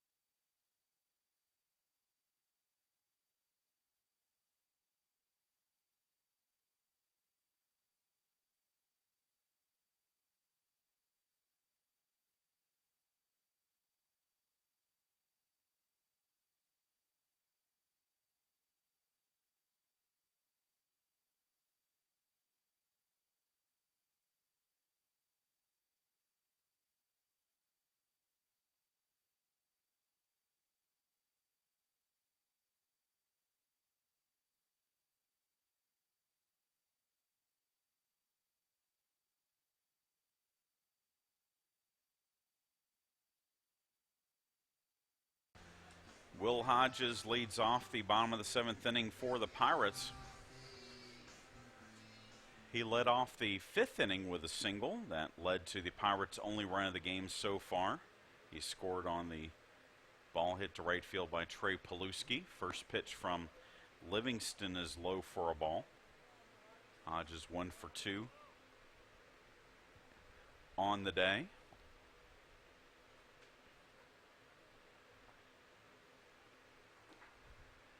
Livingston 88 pitches, 59 strikes, but we did see in between innings, as this is grounded to second. Hayes up with it, throws on to first, and there's one away. We did see some activity heading down to the young Harris bullpen. As Mark Felton will come to the plate. Felton singled up the middle his last time up. He is 1 for 2.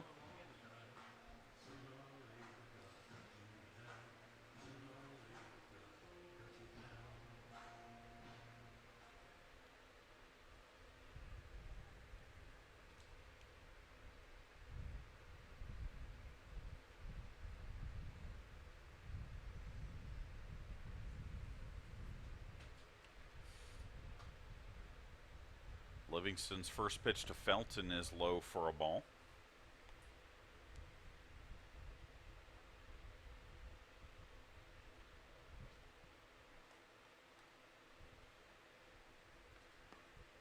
Next pitch is a strike.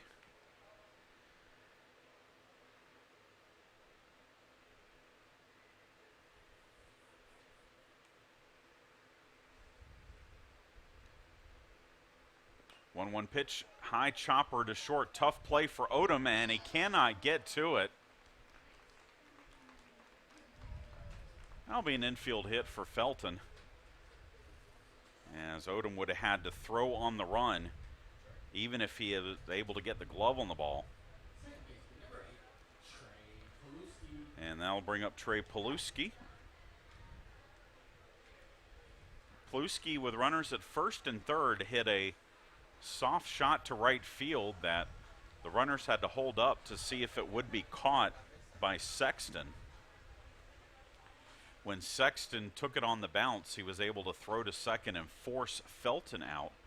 But on the play, Will Hodges scored from third for the Pirates' first run of the game. He bunts this one down the third base line, but that's going to roll foul for strike one.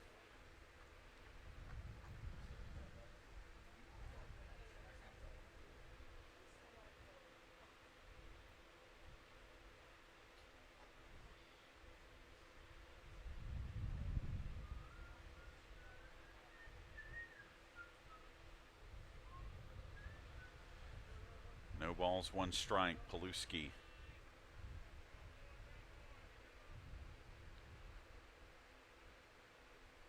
Swings and fouls off the pitch, and it's strike two.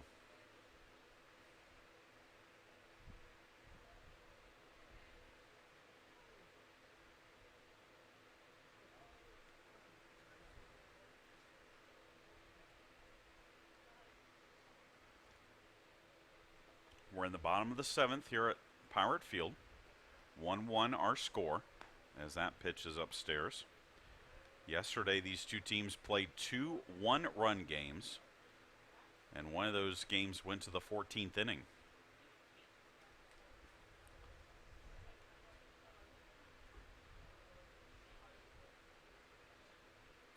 One-two pitch fouled off, out of play. A little more cloud cover starting to accumulate. The latest weather.com said a 35% chance of isolated thunderstorms at 1 o'clock.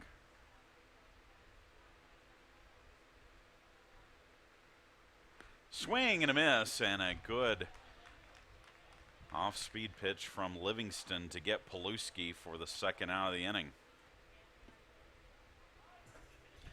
And with 2 down, it brings up Stetson Smith. And actually, oh, no.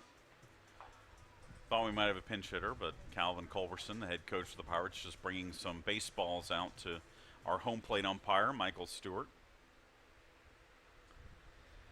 Smith steps in, a strikeout and a pop out in his 2 at-bats against Livingston.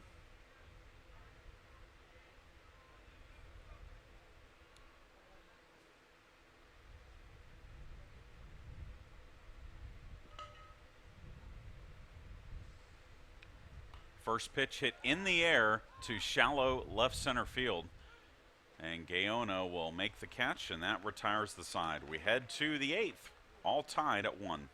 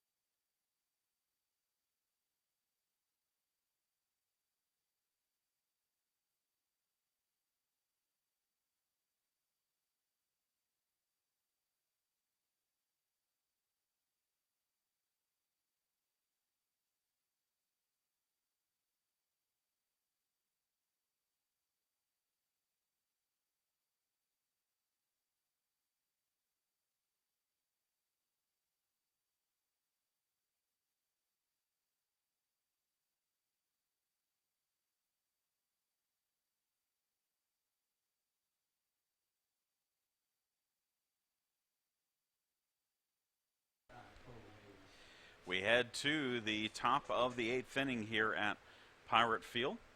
The 9-1-2 hitters in the order for the Mountain Lions. Up as Cole Hayes steps to the plate.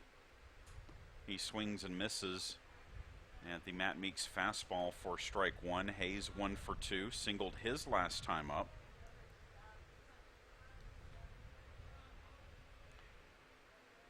A 1 pitch down and away.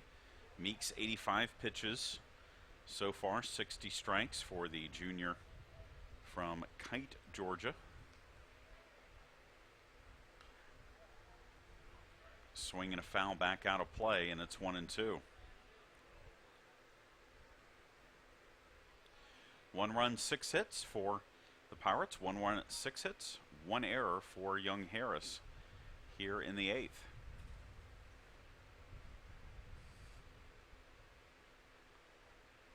And the 1-2 pitch hit in the air to right field, but Slaughter is right there, and he'll make the catch for out number 1.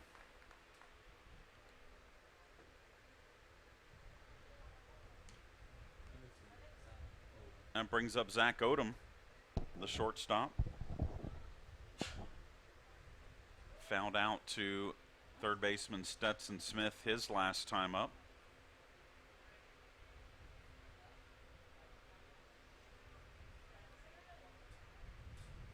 Meeks' first pitch a little bit low for ball 1. We have gotten word that we do not have the final scores yet, that Armstrong men's tennis has also fallen to Columbus State in the Peach Belt Tournament Championship match, as that pitch is a strike.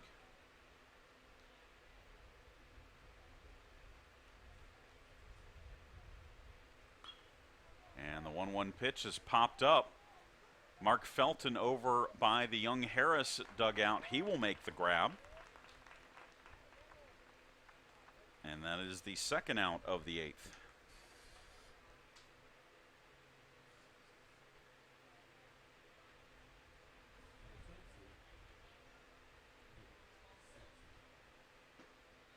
So 2 down for Nick Saxton, who is 1 for 3 today.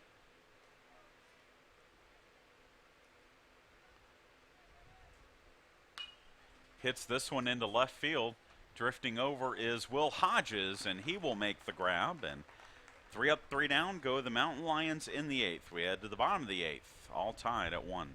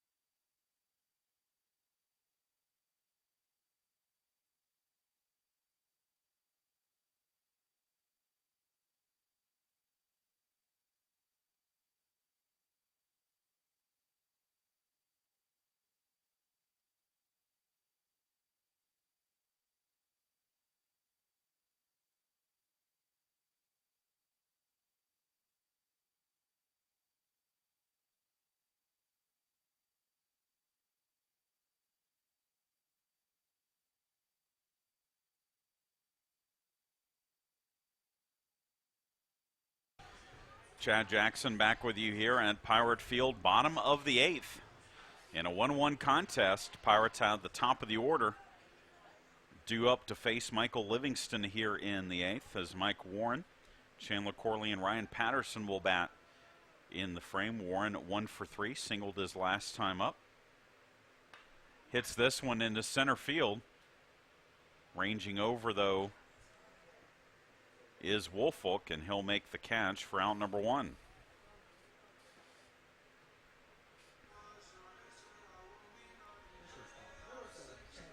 I'll bring up Chandler Corley. Corley reached on a fielder's choice. His last time up, he's 0 for 3.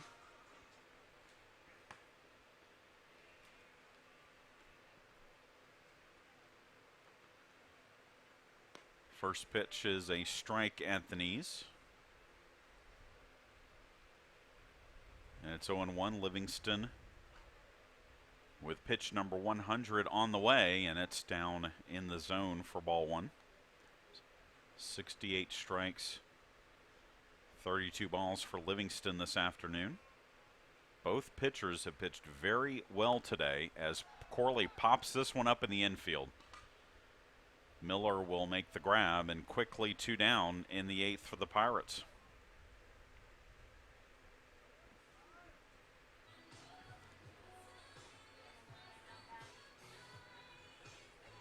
So Ryan Patterson will now come to the plate. He is 2 for 3, a double, a single, and a flyout.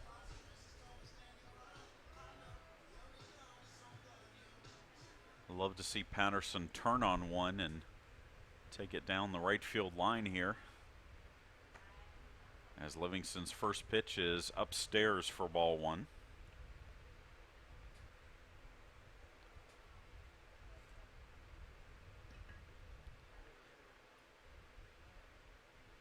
One-0 pitch, big swing and a miss. He was trying to do just that, but Livingston got it past him. It's 1-1.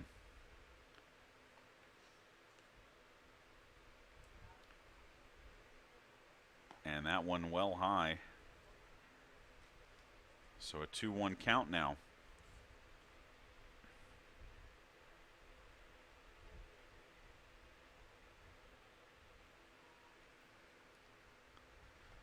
And the 2-1 pitch is low and in, and Livingston, who has not walked a batter, in fact, he's gone to very few 3-ball counts all day, now falls behind Patterson 3-1.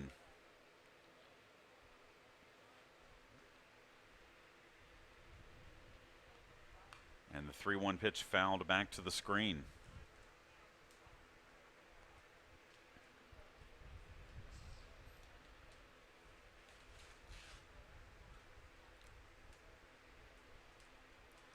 So the payoff pitch from Livingston to Patterson is high, ball 4, and the Pirates have a 2-out base runner for Caleb Slaughter.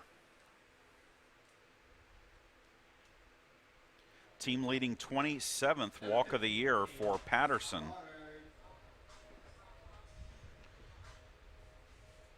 And Patterson, who already has a stolen base today, could be moving here to try and get into scoring position.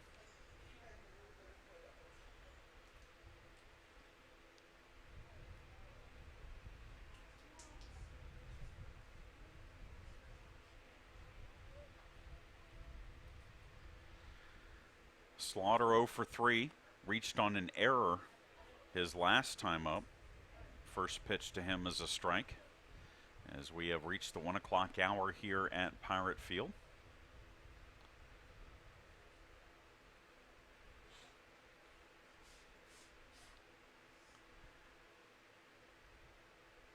Oh, 1 pitch hit into right field, and that's a base hit. Patterson will have to stop at second, though. And Armstrong State with a 2-out rally here in the 8th, and it brings up Zach Goebel.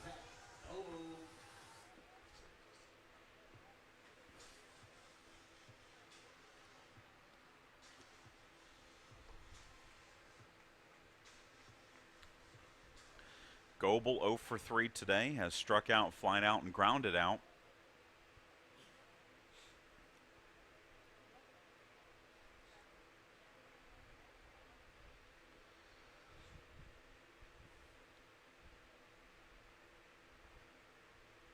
Livingston's first pitch grounded to third, And he'll just run over to the third base bag. Patterson actually stopped on his way to third, but it was a forced play.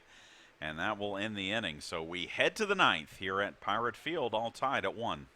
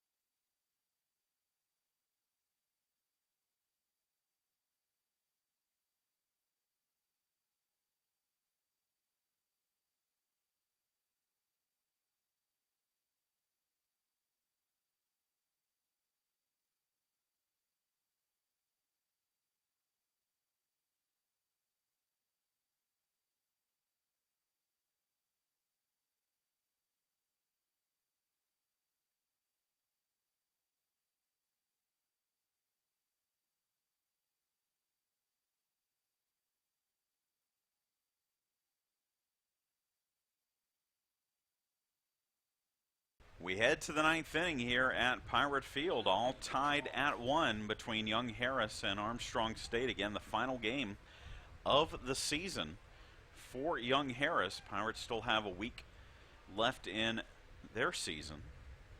And for the Mountain Lions here in the ninth, it'll be Zach Wall, Rudy Gaona, and Luke Miller to face Matt Meeks, who has limited the Mountain Lions to 6 hits and 1 run through 8 innings. Meeks' first pitch is a strike. 92 pitches now for Meeks, 66 for strikes. 0-1 pitch, down and away for a ball. Wall is 1 for 3. He is flied out, he is singled, and grounded out.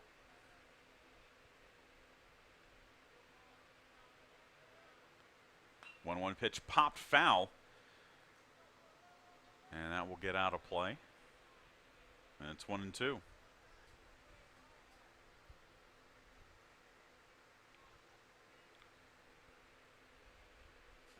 Our next webcast comes your way on Friday, April 28th. Armstrong State Baseball taking on UNC Pembroke in the first game of a 3-game Peach Belt Conference Series.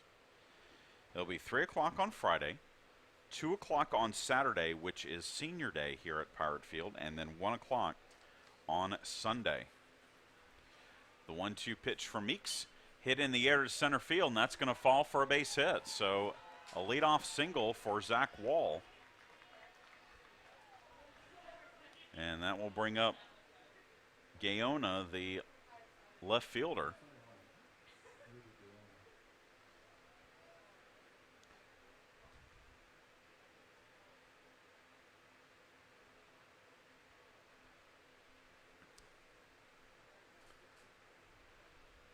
And Gaona could be bunting here. He had a successful sacrifice yesterday in the extra inning affair for the Pirates. He shows bunt and pops up the bunt. Felton tries to get there but can't, and it falls for strike 1.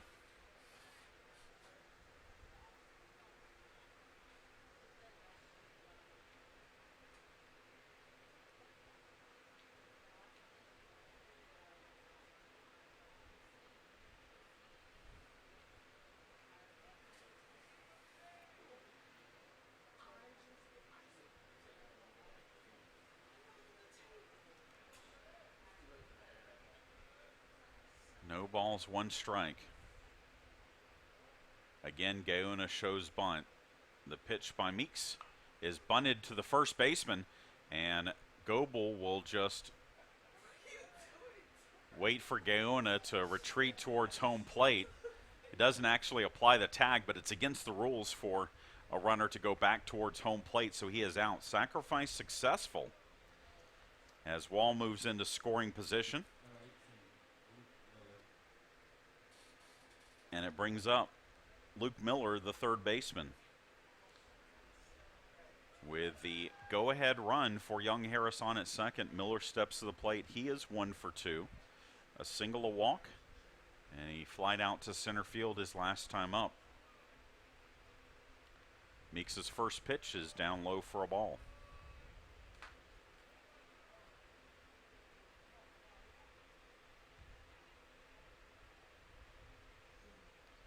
Pitch number 100 coming for Meeks.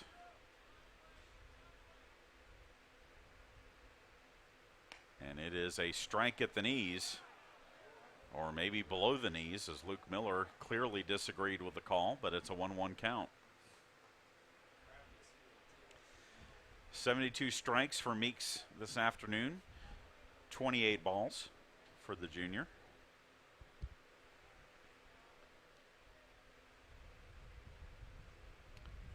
The 1-1 pitch down in the dirt, and it's 2-1.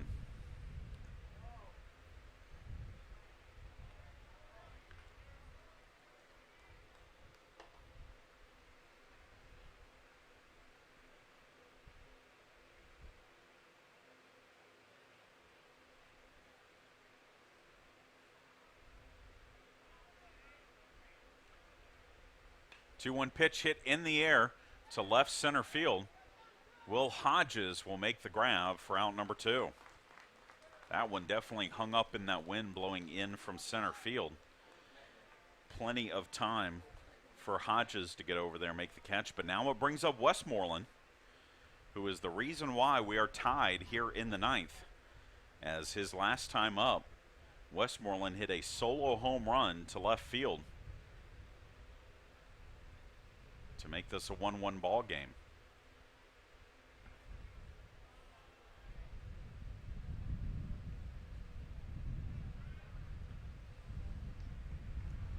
Meeks' first pitch to Westmoreland, hit to short. Corley up with it, throws on to first, and that retires the side. Young Harris threatens in the 9th, but Meeks pitches out of it. We go to the bottom of the 9th here at Pirate Field, all tied at 1.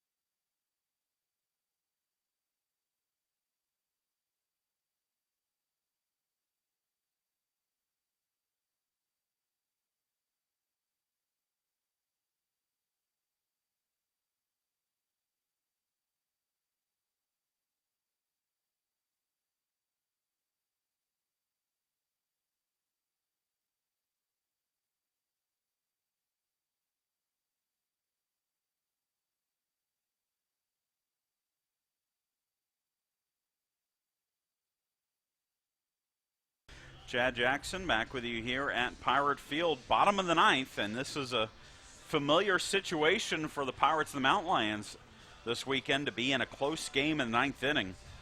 Game 1 yesterday, it was 6-6 in the 9th. We played all the way to the 14th before the Pirates won 8-7. In Game 2 yesterday, the Pirates led 9-7 into the 9th. Young Harris scored in the top of the ninth to make it a one-run game. Pirates eventually won it 9-8. But here it will be up to Will Hodges, Mark Felton, and Trey Paluski in the ninth to try and win it. As Hodges steps in, he is 1 for 3. Grounded out to second base his last time up. He has also singled and popped out. And he hits a ground ball to short. Odom up with it. Throws on to first, but it pulls him off the bag. It pulls the first baseman off the bag, and if Hodges had known, he could have taken second, but instead he is safe at first on the error, and the Pirates have the winning run on. And we're going to get a pinch hitter for Mark Felton here, as Cal Young is going to bat.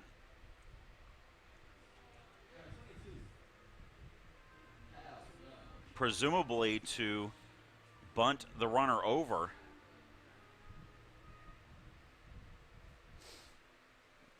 As Young steps in, the junior from Rochelle, Georgia, hitting .284 with 4 runs batted in, 3 sacrifice hits on the season.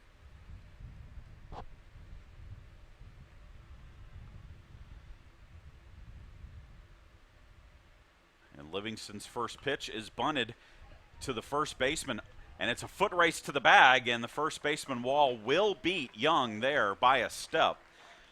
But the sacrifice is successful, and it moves Hodges into scoring position for Trey Paluski.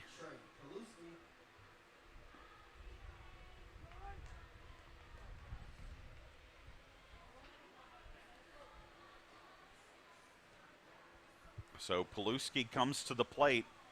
He is 0 for 3 against Livingston. He has struck out twice, but he has also hit what, without a runner on first, would have been a single to right, but because there was a runner at first, it ended up being a force out. And as Young Harris did in this situation 3 times in the first game yesterday, they will intentionally walk Paluski to put runners at first and second and set up a possible inning-ending double play. At the very least, you have a force at first, second, and third.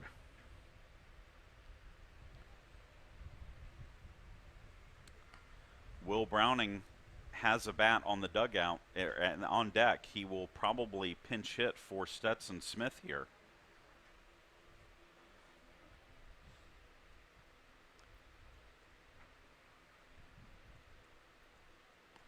As ball 4 given to Paluski. And Will Browning will now bat.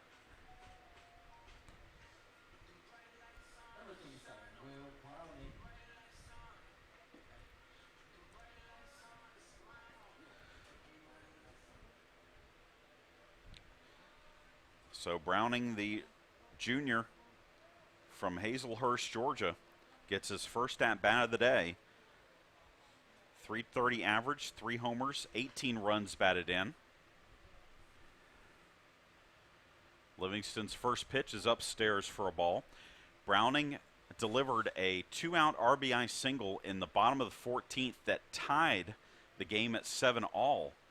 Mike Warren then followed with the game-winning single as the Pirates won at 8-7.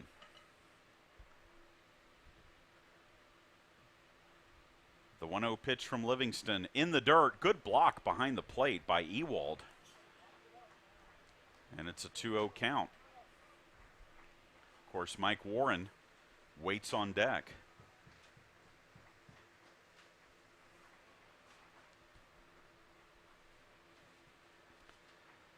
Two balls, no strikes. Livingston now up to 118 pitches.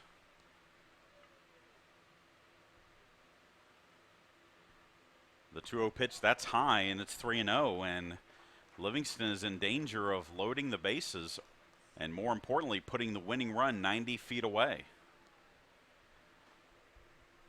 And you have to think Browning will be taking all the way here.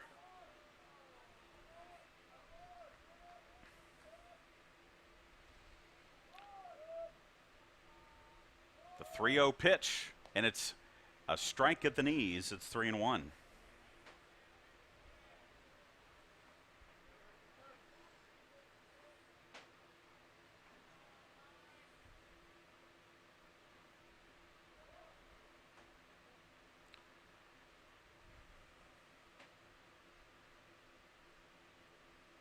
Three-one pitch, and Browning fouls it off behind the Young Harris dugout. It's 3-2.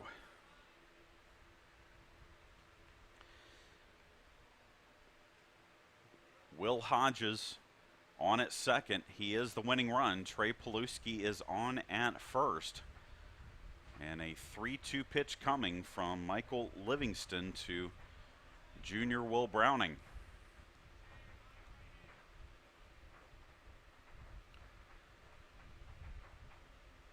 And it's popped foul out of play. Livingston came with the off-speed pitch, and Browning was able to foul it off.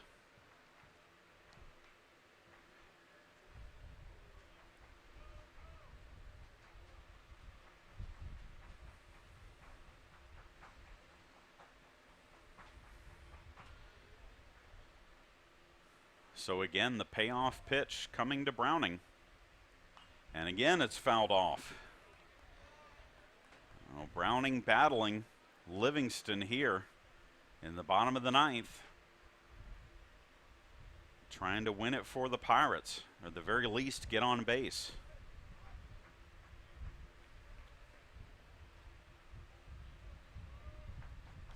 Livingston wants a new pitch.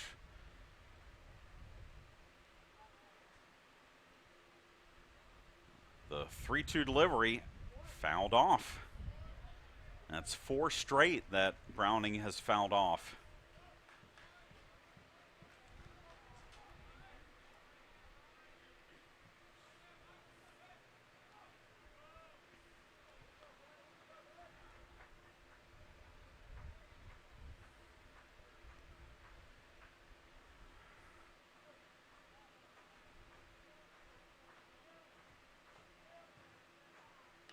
A grounder to second. This will at least move the runners over, as the second baseman Hayes will flip to first.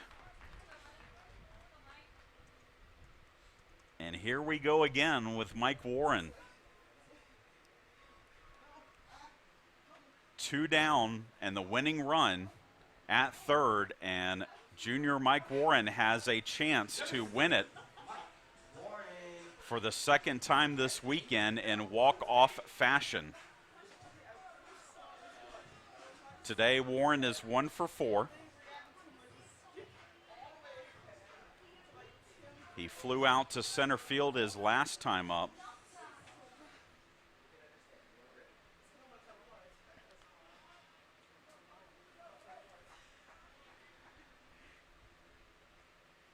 And the first pitch from Livingston is a strike.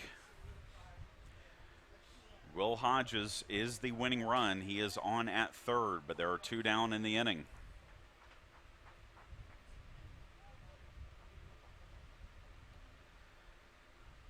The 0-1 pitch popped foul out of play.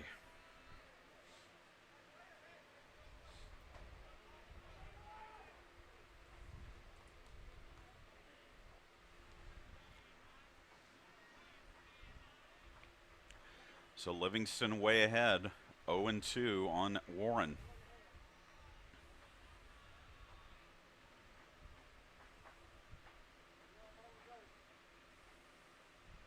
And that's way high, taken for ball 1.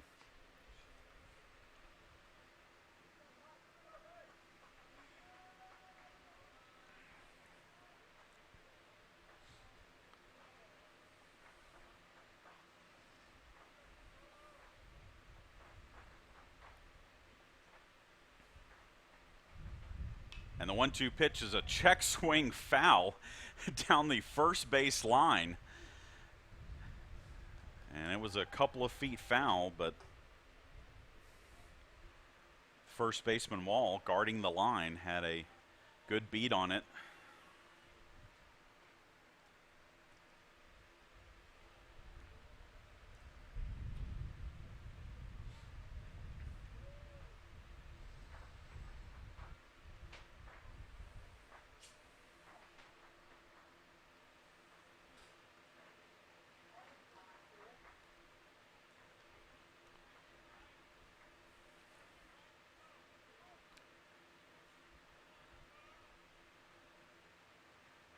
Again, 1 ball, 2 strikes. The pitch popped up.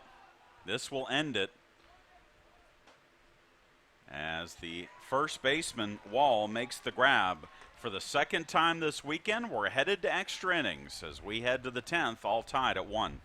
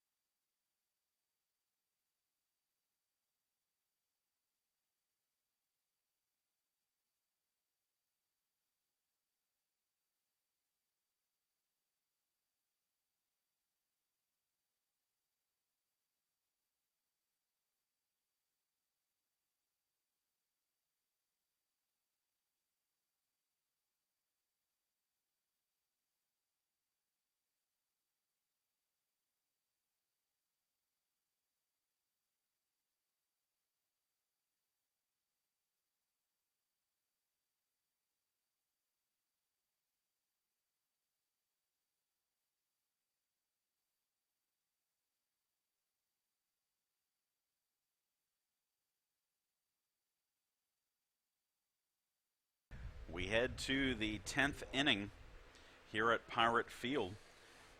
And Corey Ewald, the catcher, will lead things off for the Mountain Lions. This is the second extra inning game of the weekend. This is the second extra inning game of the season for Young Harris. They played their first one of the year here yesterday.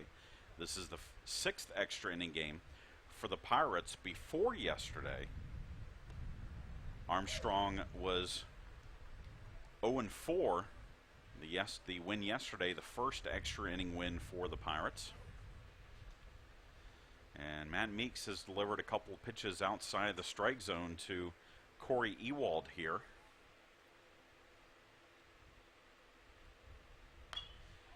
And the 2-0 pitch is fouled off.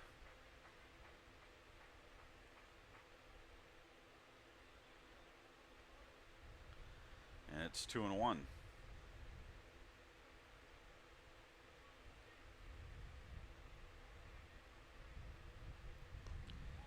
And the 2-1 pitch high and inside, it's 3-1. Before today, only one Pirate pitcher had ever thrown or had thrown 9 innings in a game this season. That was Tanner Hall. The second game of the year. Meeks is the second, though he will not get credit as this is down the line, but foul. Ewald thought he had a double as it kicked off the chalk, but apparently went to the foul side of the third base bag and not the fair side, and it, instead of a leadoff double, it ends up being a 3-2 count on Ewald. The head coach for Young Harris, Brandon Hennessy, out to talk to the home plate umpire about it, but the call stands, and it's now a full count on Ewald.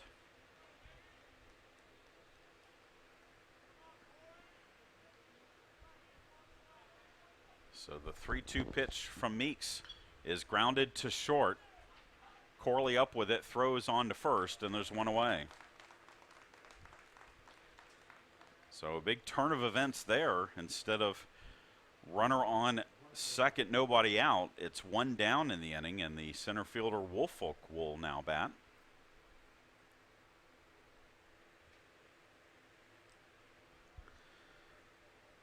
Woolfolk flew out to center field his last time up. We have the final scores from the Peach Bowl Conference Tennis Tournament. Columbus State's women defeated Armstrong State 5-3, and Columbus State's men defeated Armstrong State 5-2, as that is high and tight. And it's 2-0. Meeks has now thrown 111 pitches today. 77 for strikes.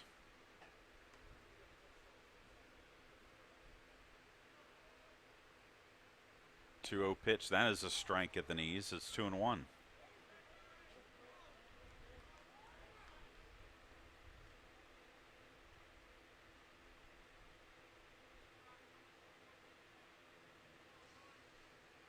And the 2-1 pitch, high and tight. It's 3-1.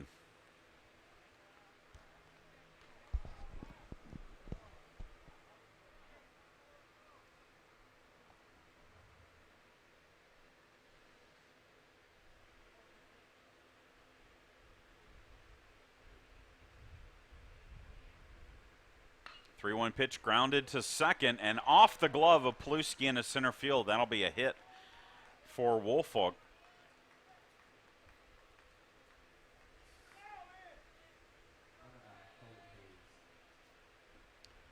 And that brings up a pinch hitter for Young Harris. Number 8, Zach Beggs, is going to bat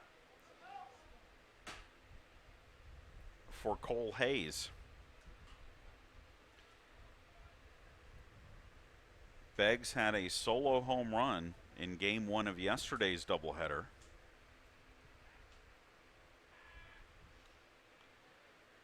He appeared as a pinch hitter in game 2 and flew out. Meeks' first pitch to Beggs is low for a ball.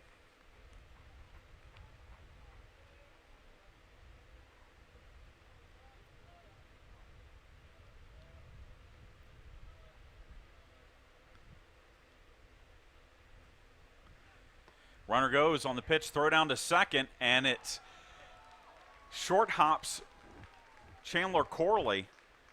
And so safe at second on the steal is Woolfolk.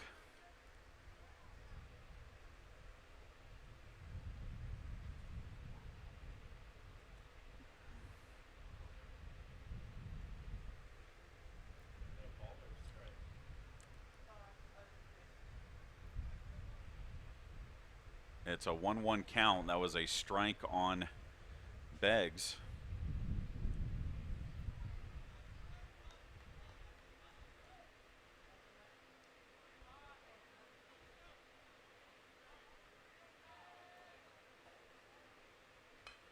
And the 1-1 pitch is fouled back out of play. It's 1-2.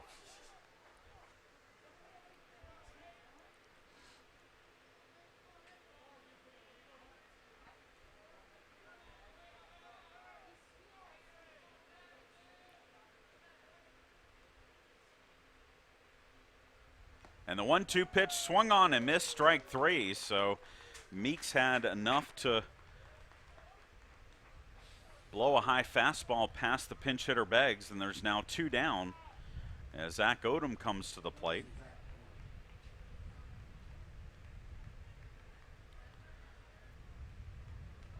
Odom 0 for 4. Fouled out to the catcher Mark Felton his last time up. He's also fouled out to third and grounded out twice. He swings and misses at the first pitch for strike 1.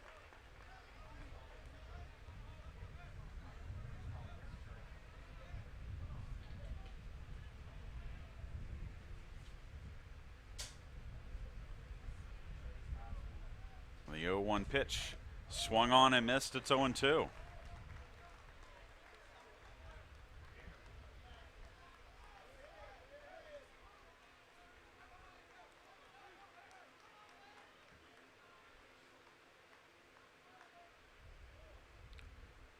And the 0-2 pitch high for ball one.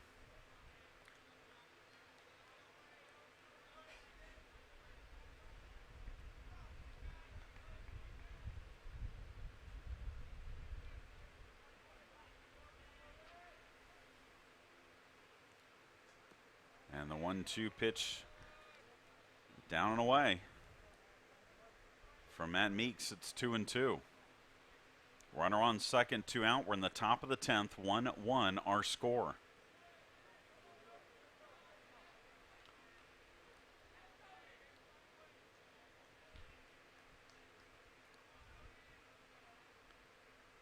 And 2-2 pitch is fouled back to the screen.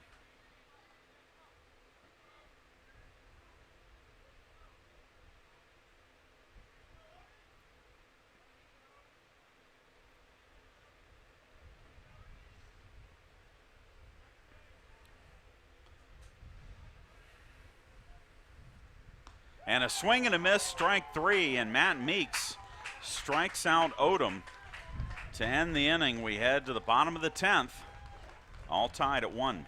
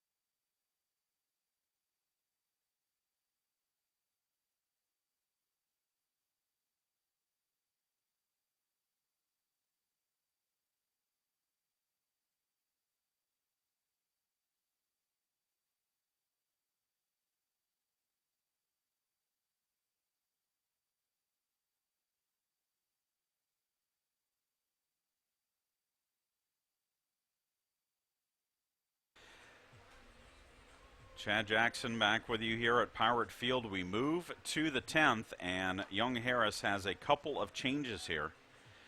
Livingston's day is done. He threw 9 innings, gave up 7 hits, 1 run, walked 2, struck out 7. And the new second baseman for the Mountain Lions is Adric Yaselga, who comes in for Cole Hayes after he was lifted for a pinch hitter in the top of the 10th. Campbell, a 5'11 junior from Chatsworth, Georgia, faces Chandler Corley. Ryan Patterson and Caleb Slaughter here in the 10th. Campbell's made 17 appearances. He's 1-0 with a 14.21 earned run average. Grounder to short. Odom with a long throw to first in time. That's out number 1. Campbell's thrown 12 2/3 innings, given up 20 hits. He has walked 16, struck out 11.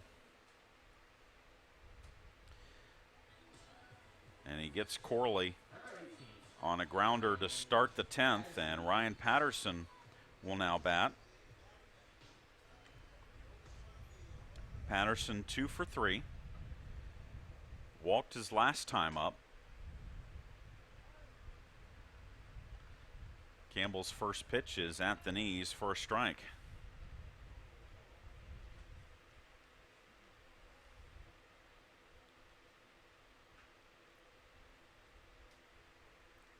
Swing and a shot foul down the left side.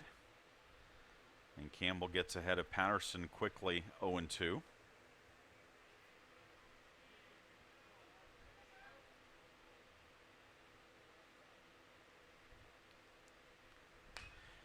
Grounder into left field, and that's a good piece of 0-2 hitting from Patterson as he goes the opposite way for the one-out single. And Patterson has a 3-hit day. And it brings up Caleb Slaughter.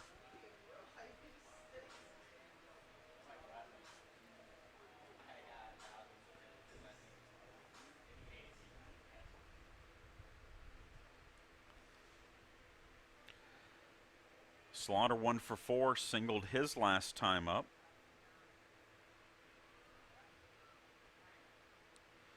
Campbell's first pitch, big swing and a miss. Good off-speed pitch from Campbell. Had him fooled, and it's 0-1.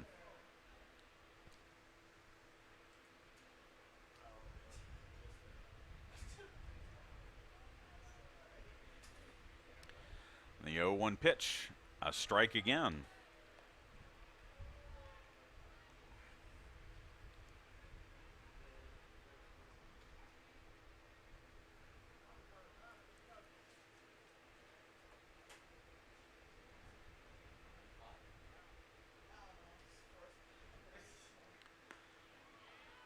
And the 0-2 pitch, Campbell thought it was strike 3, but it was called a ball.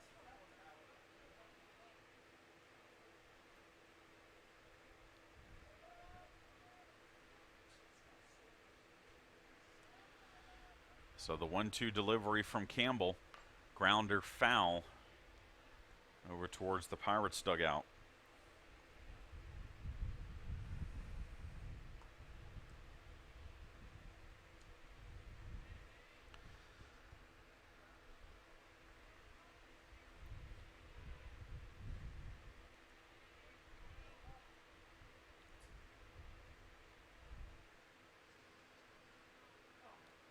And time call. Campbell, I think, a little crossed up on the signs with Ewald, the catcher.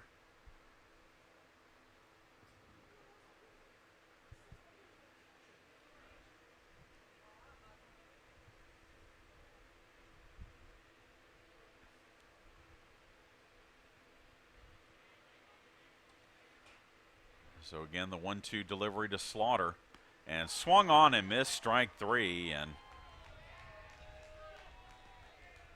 Campbell was in control of that entire at-bat against Slaughter, and now with 2 down, it brings up Zach Goebel.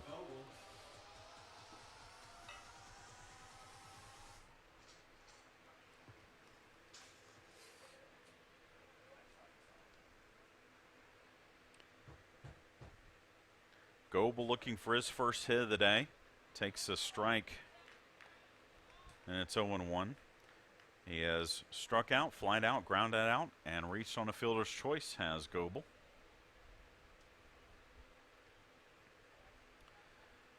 0-1 pitch, grounded to short. Odom will go to second, and we are headed to the 11th. 1-1 our score here at Pirate Field.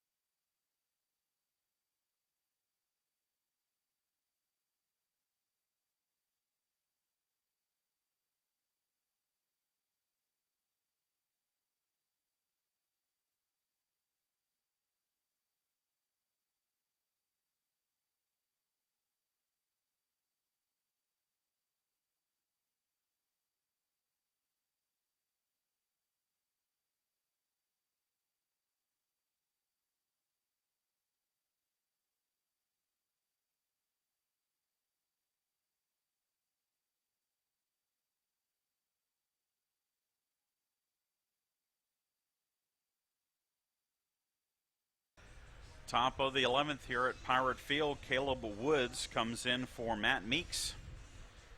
As Meeks threw 10 innings, gave up 8 hits, 1 run, walked 1, struck out 5, 124 pitches for Meeks. But his day is done, and Woods will take over. The senior from Ackworth, 2 and 4 with a 5.02 earned run average. He's thrown 28 and a third or 2/3 innings, given up 42 hits, walked 9, struck out 24. He got the win for the Pirates in yesterday's Game 1 extra inning affair. So he will pitch in extras for a second time this weekend. And he will face the 2, 3, 4 hitters in the order: Nick Sexton, Zach Wall, and Rudy Gaona.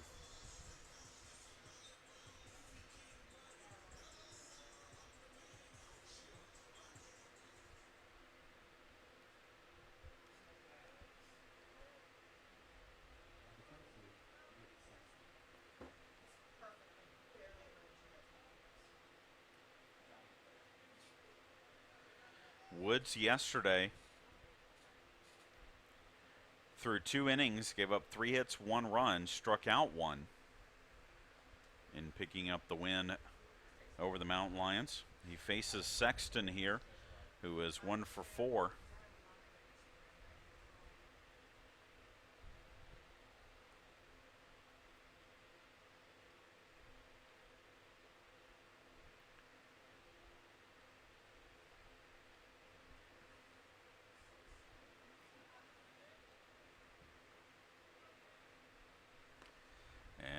Sexton swings and misses at the first pitch for strike 1.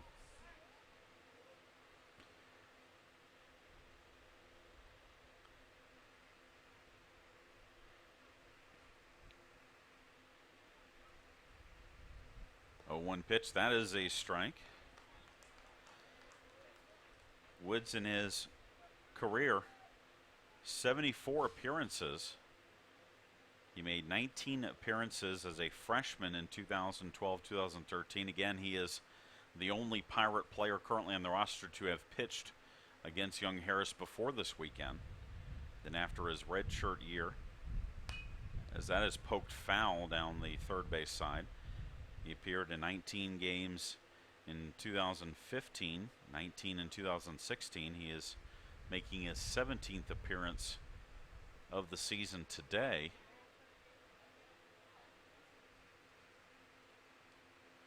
As the 0-2 pitch is fouled off again by Sexton. He is 13 and 8 in his career, 6 saves, and a career 4.15 earned run average.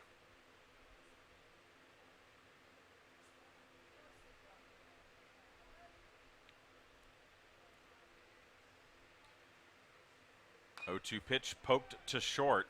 Corley takes it on the high hop, throws on to first, and it's not in time.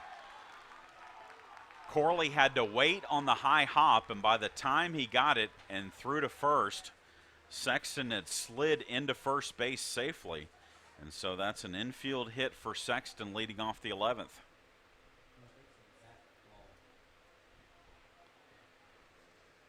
And that brings up Wall, who is 2 for 4.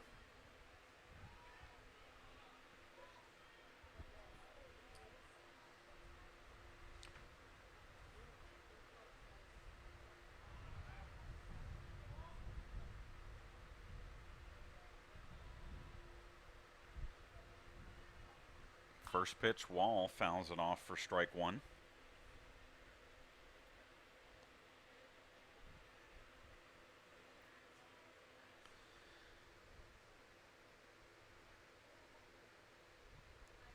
Wall singled in the 4th and then singled his last time up.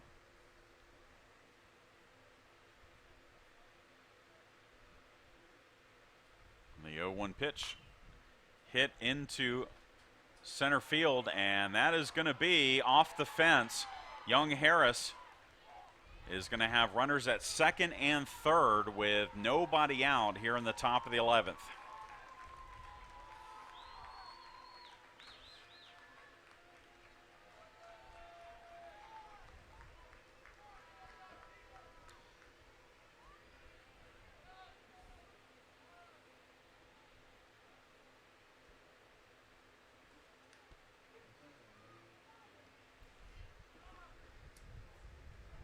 So that brings up Gaona.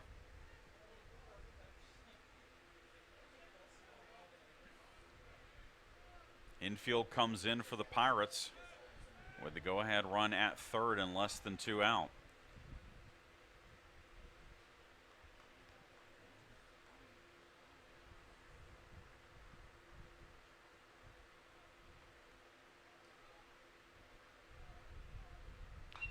Grounder to short, but because the infield was drawn in, it gets past Corley and 2 runs will score. It's 3-1 Young Harris.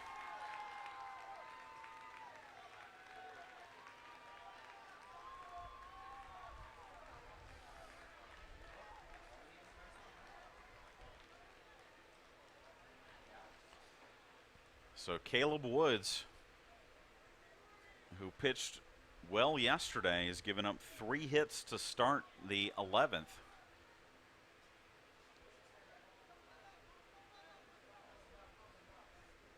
And now Luke Miller will bat.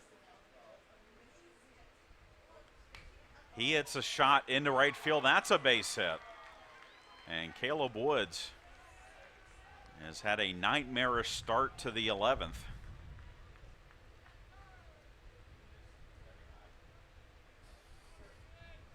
As Westmoreland comes to the plate.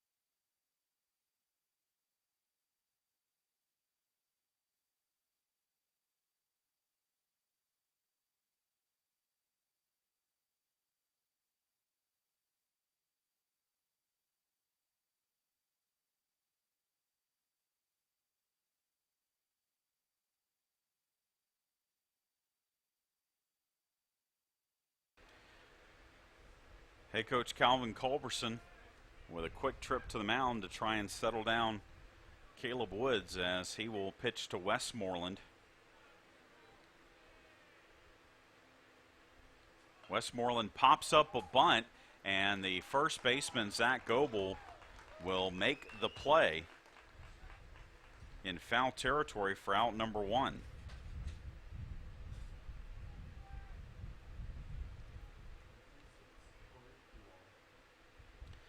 And that brings up Ewald.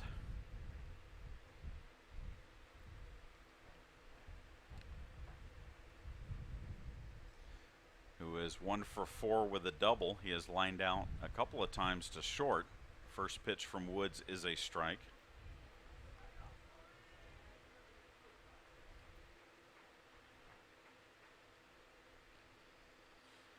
(3-1) Young Harris leads here in the top of the 11th. And the 0-1 pitch is inside for ball 1.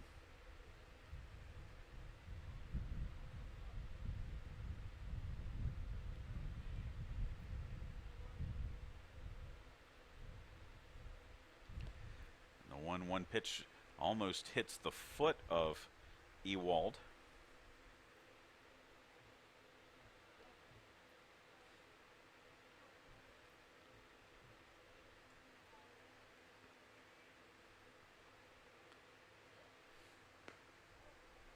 And the 2-1 pitch is outside.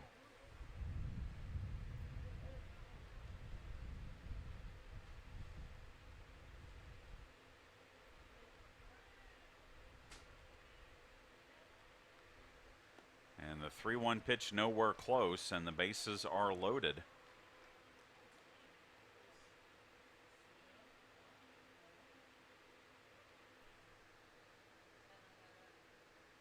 for the center fielder, Woolfolk.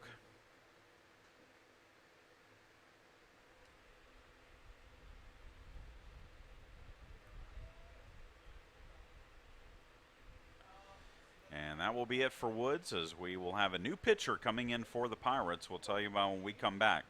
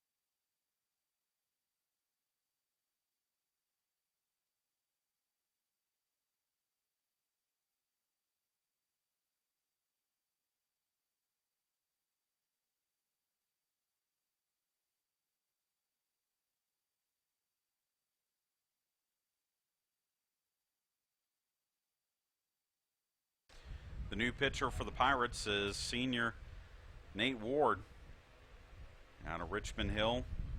Ward comes in. He had the save in Game 2 yesterday for the Pirates. 2-1 record, a 3.32 earner run average. 21 2/3 innings pitched. He's given up 19 hits. He's walked 18, struck out 23. He inherits a tough situation as the bases are loaded and there's only one out. And 2 runs in. First pitch from Ward to Woolfolk is a strike. Caleb Woods pitched 1/3 of an inning, gave up 4 hits, 1 walk, 2 runs, and all 3 runners on base are his responsibility. Grounder to third, and it's through the legs of Smith into left field. That is an error, and 2 runs score. And it's now 5-1.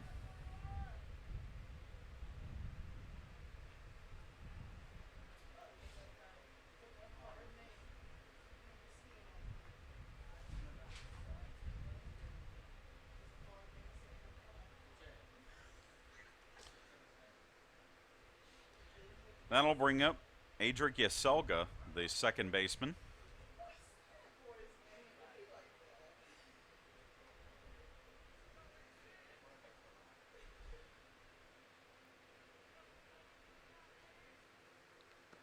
He looks at a first pitch strike. It's 0-1.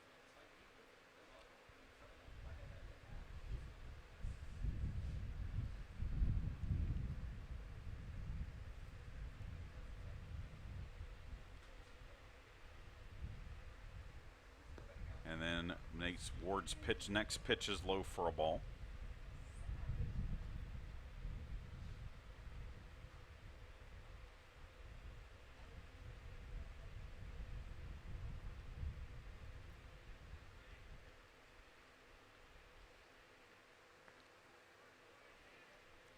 1-1 pitch in the dirt.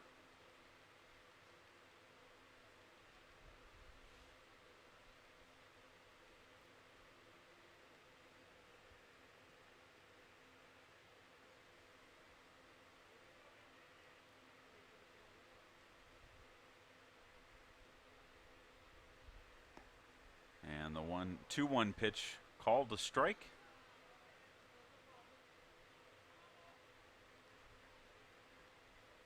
Which makes it 2-2.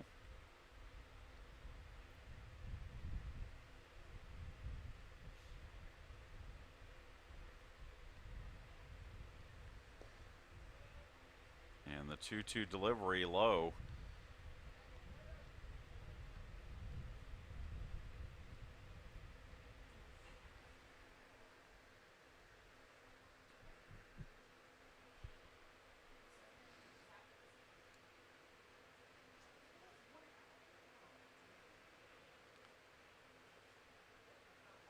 And the 3-2 pitch is nowhere close.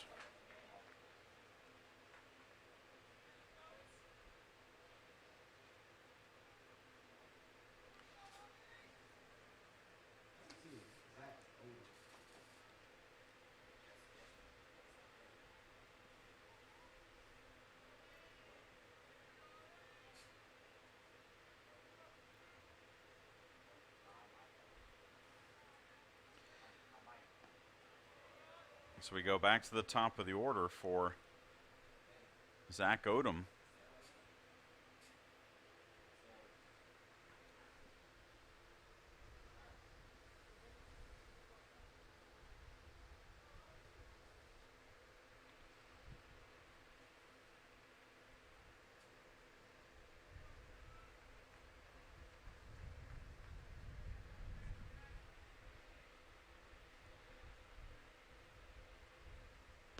And Ward has having trouble finding the strike zone. He's thrown 10 pitches, only 4 for strikes. And he's behind 2-0 on Odom.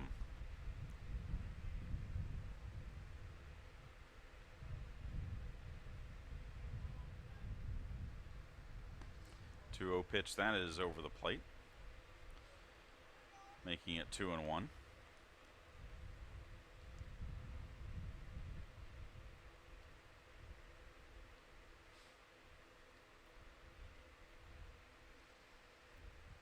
But the 2-1 pitch is in the dirt.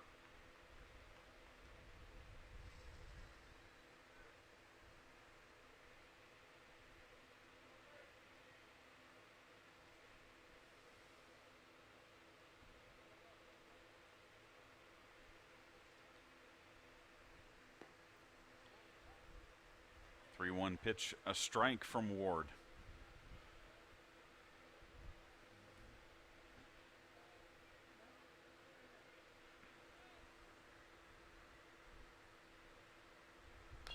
The 3-2 pitch fouled off.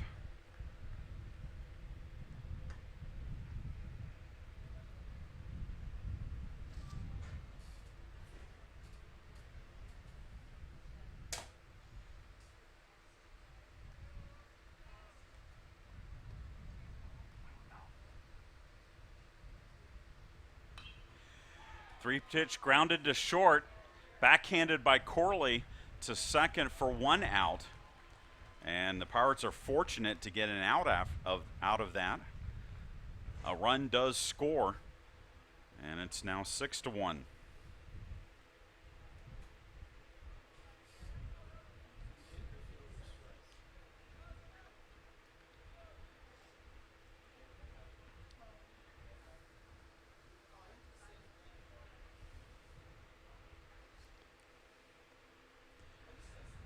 Now runners at the corners for Sexton, who started this inning by beating out a ground ball to first. First pitch to him is low for a ball.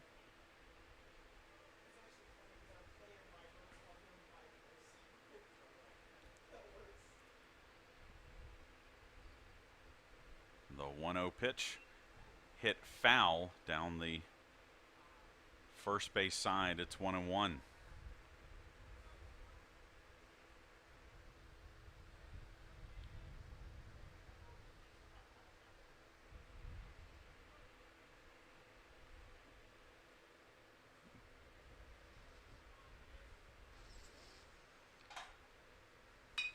shot right at the first baseman, Zach Goebel, and that was a reflex snag of the line drive to end the inning.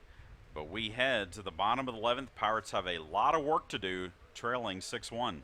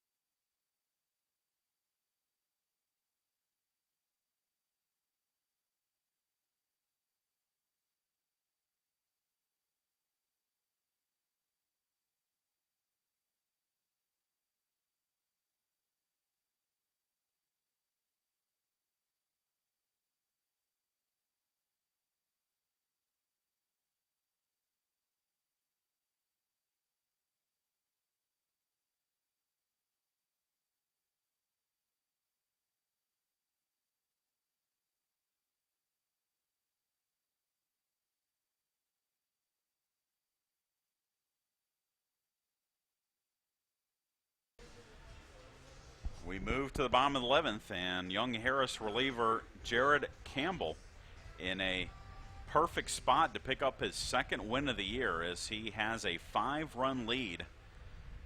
And he will face Will Hodges, Timothy Gray, and Trey Paluski here in the 11th, as the first pitch to Hodges is low for a ball. Will Hodges has been on base twice today via a single and an error. Next pitch is a strike. It's 1-1. 6 runs, 12 hits, 2 errors for Young Harris. 1 run, 8 hits, 1 error for the Pirates, as that pitch is down low for ball 2.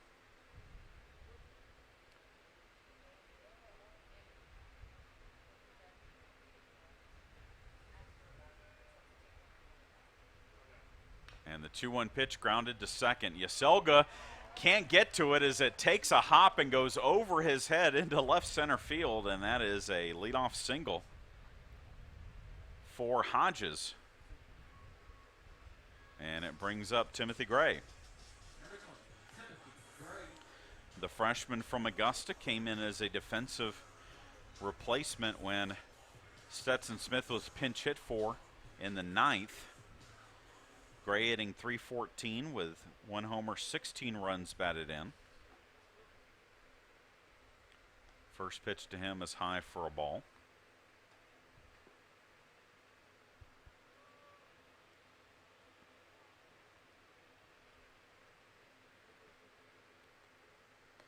And the 1-0 pitch is a strike.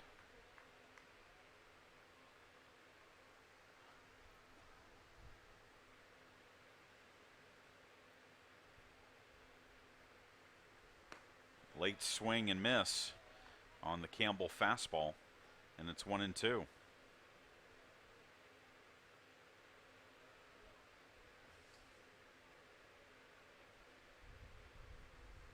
And the 1-2 pitch is called strike 3, and Gray strikes out for the first out of the inning.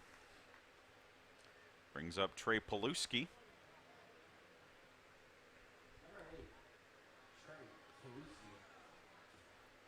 0 for 3 with an RBI and a walk today is Paluski.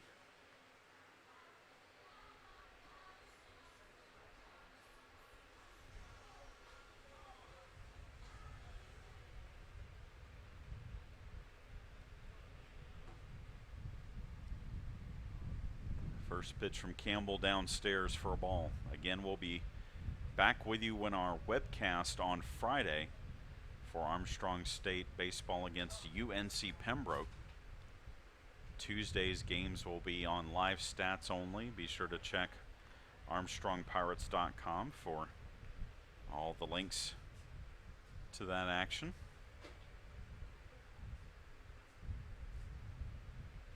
One ball, one strike. The pitch is inside. It's 2-1.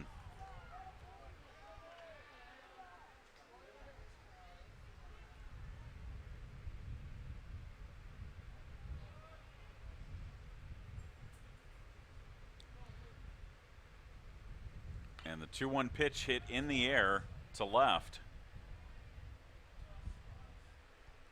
Gaona makes the grab, and the Pirates are down to their final out. And it's catcher Will Browning.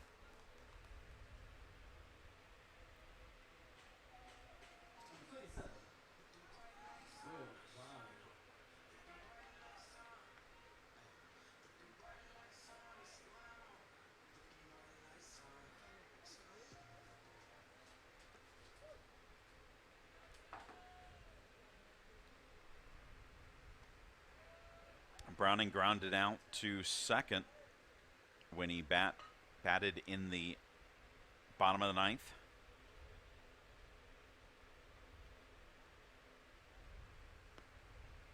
Takes a strike and then a ball here from Campbell, and it's 1-1. And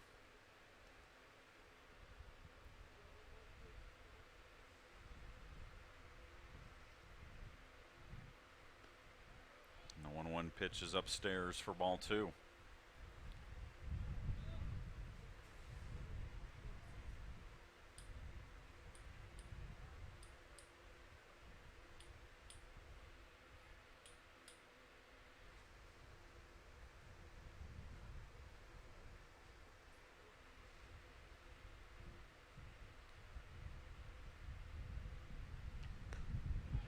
The 2-1 pitch is a strike.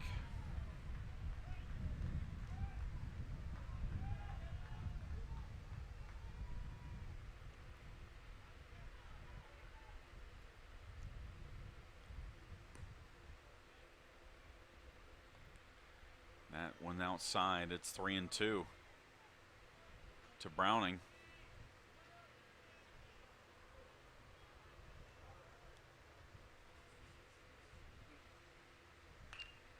Shot into center field, easily playable for Woolfolk, and Young Harris picks up a win in its final game of 2017, winning it with 5 runs in the 11th to take it 6-1.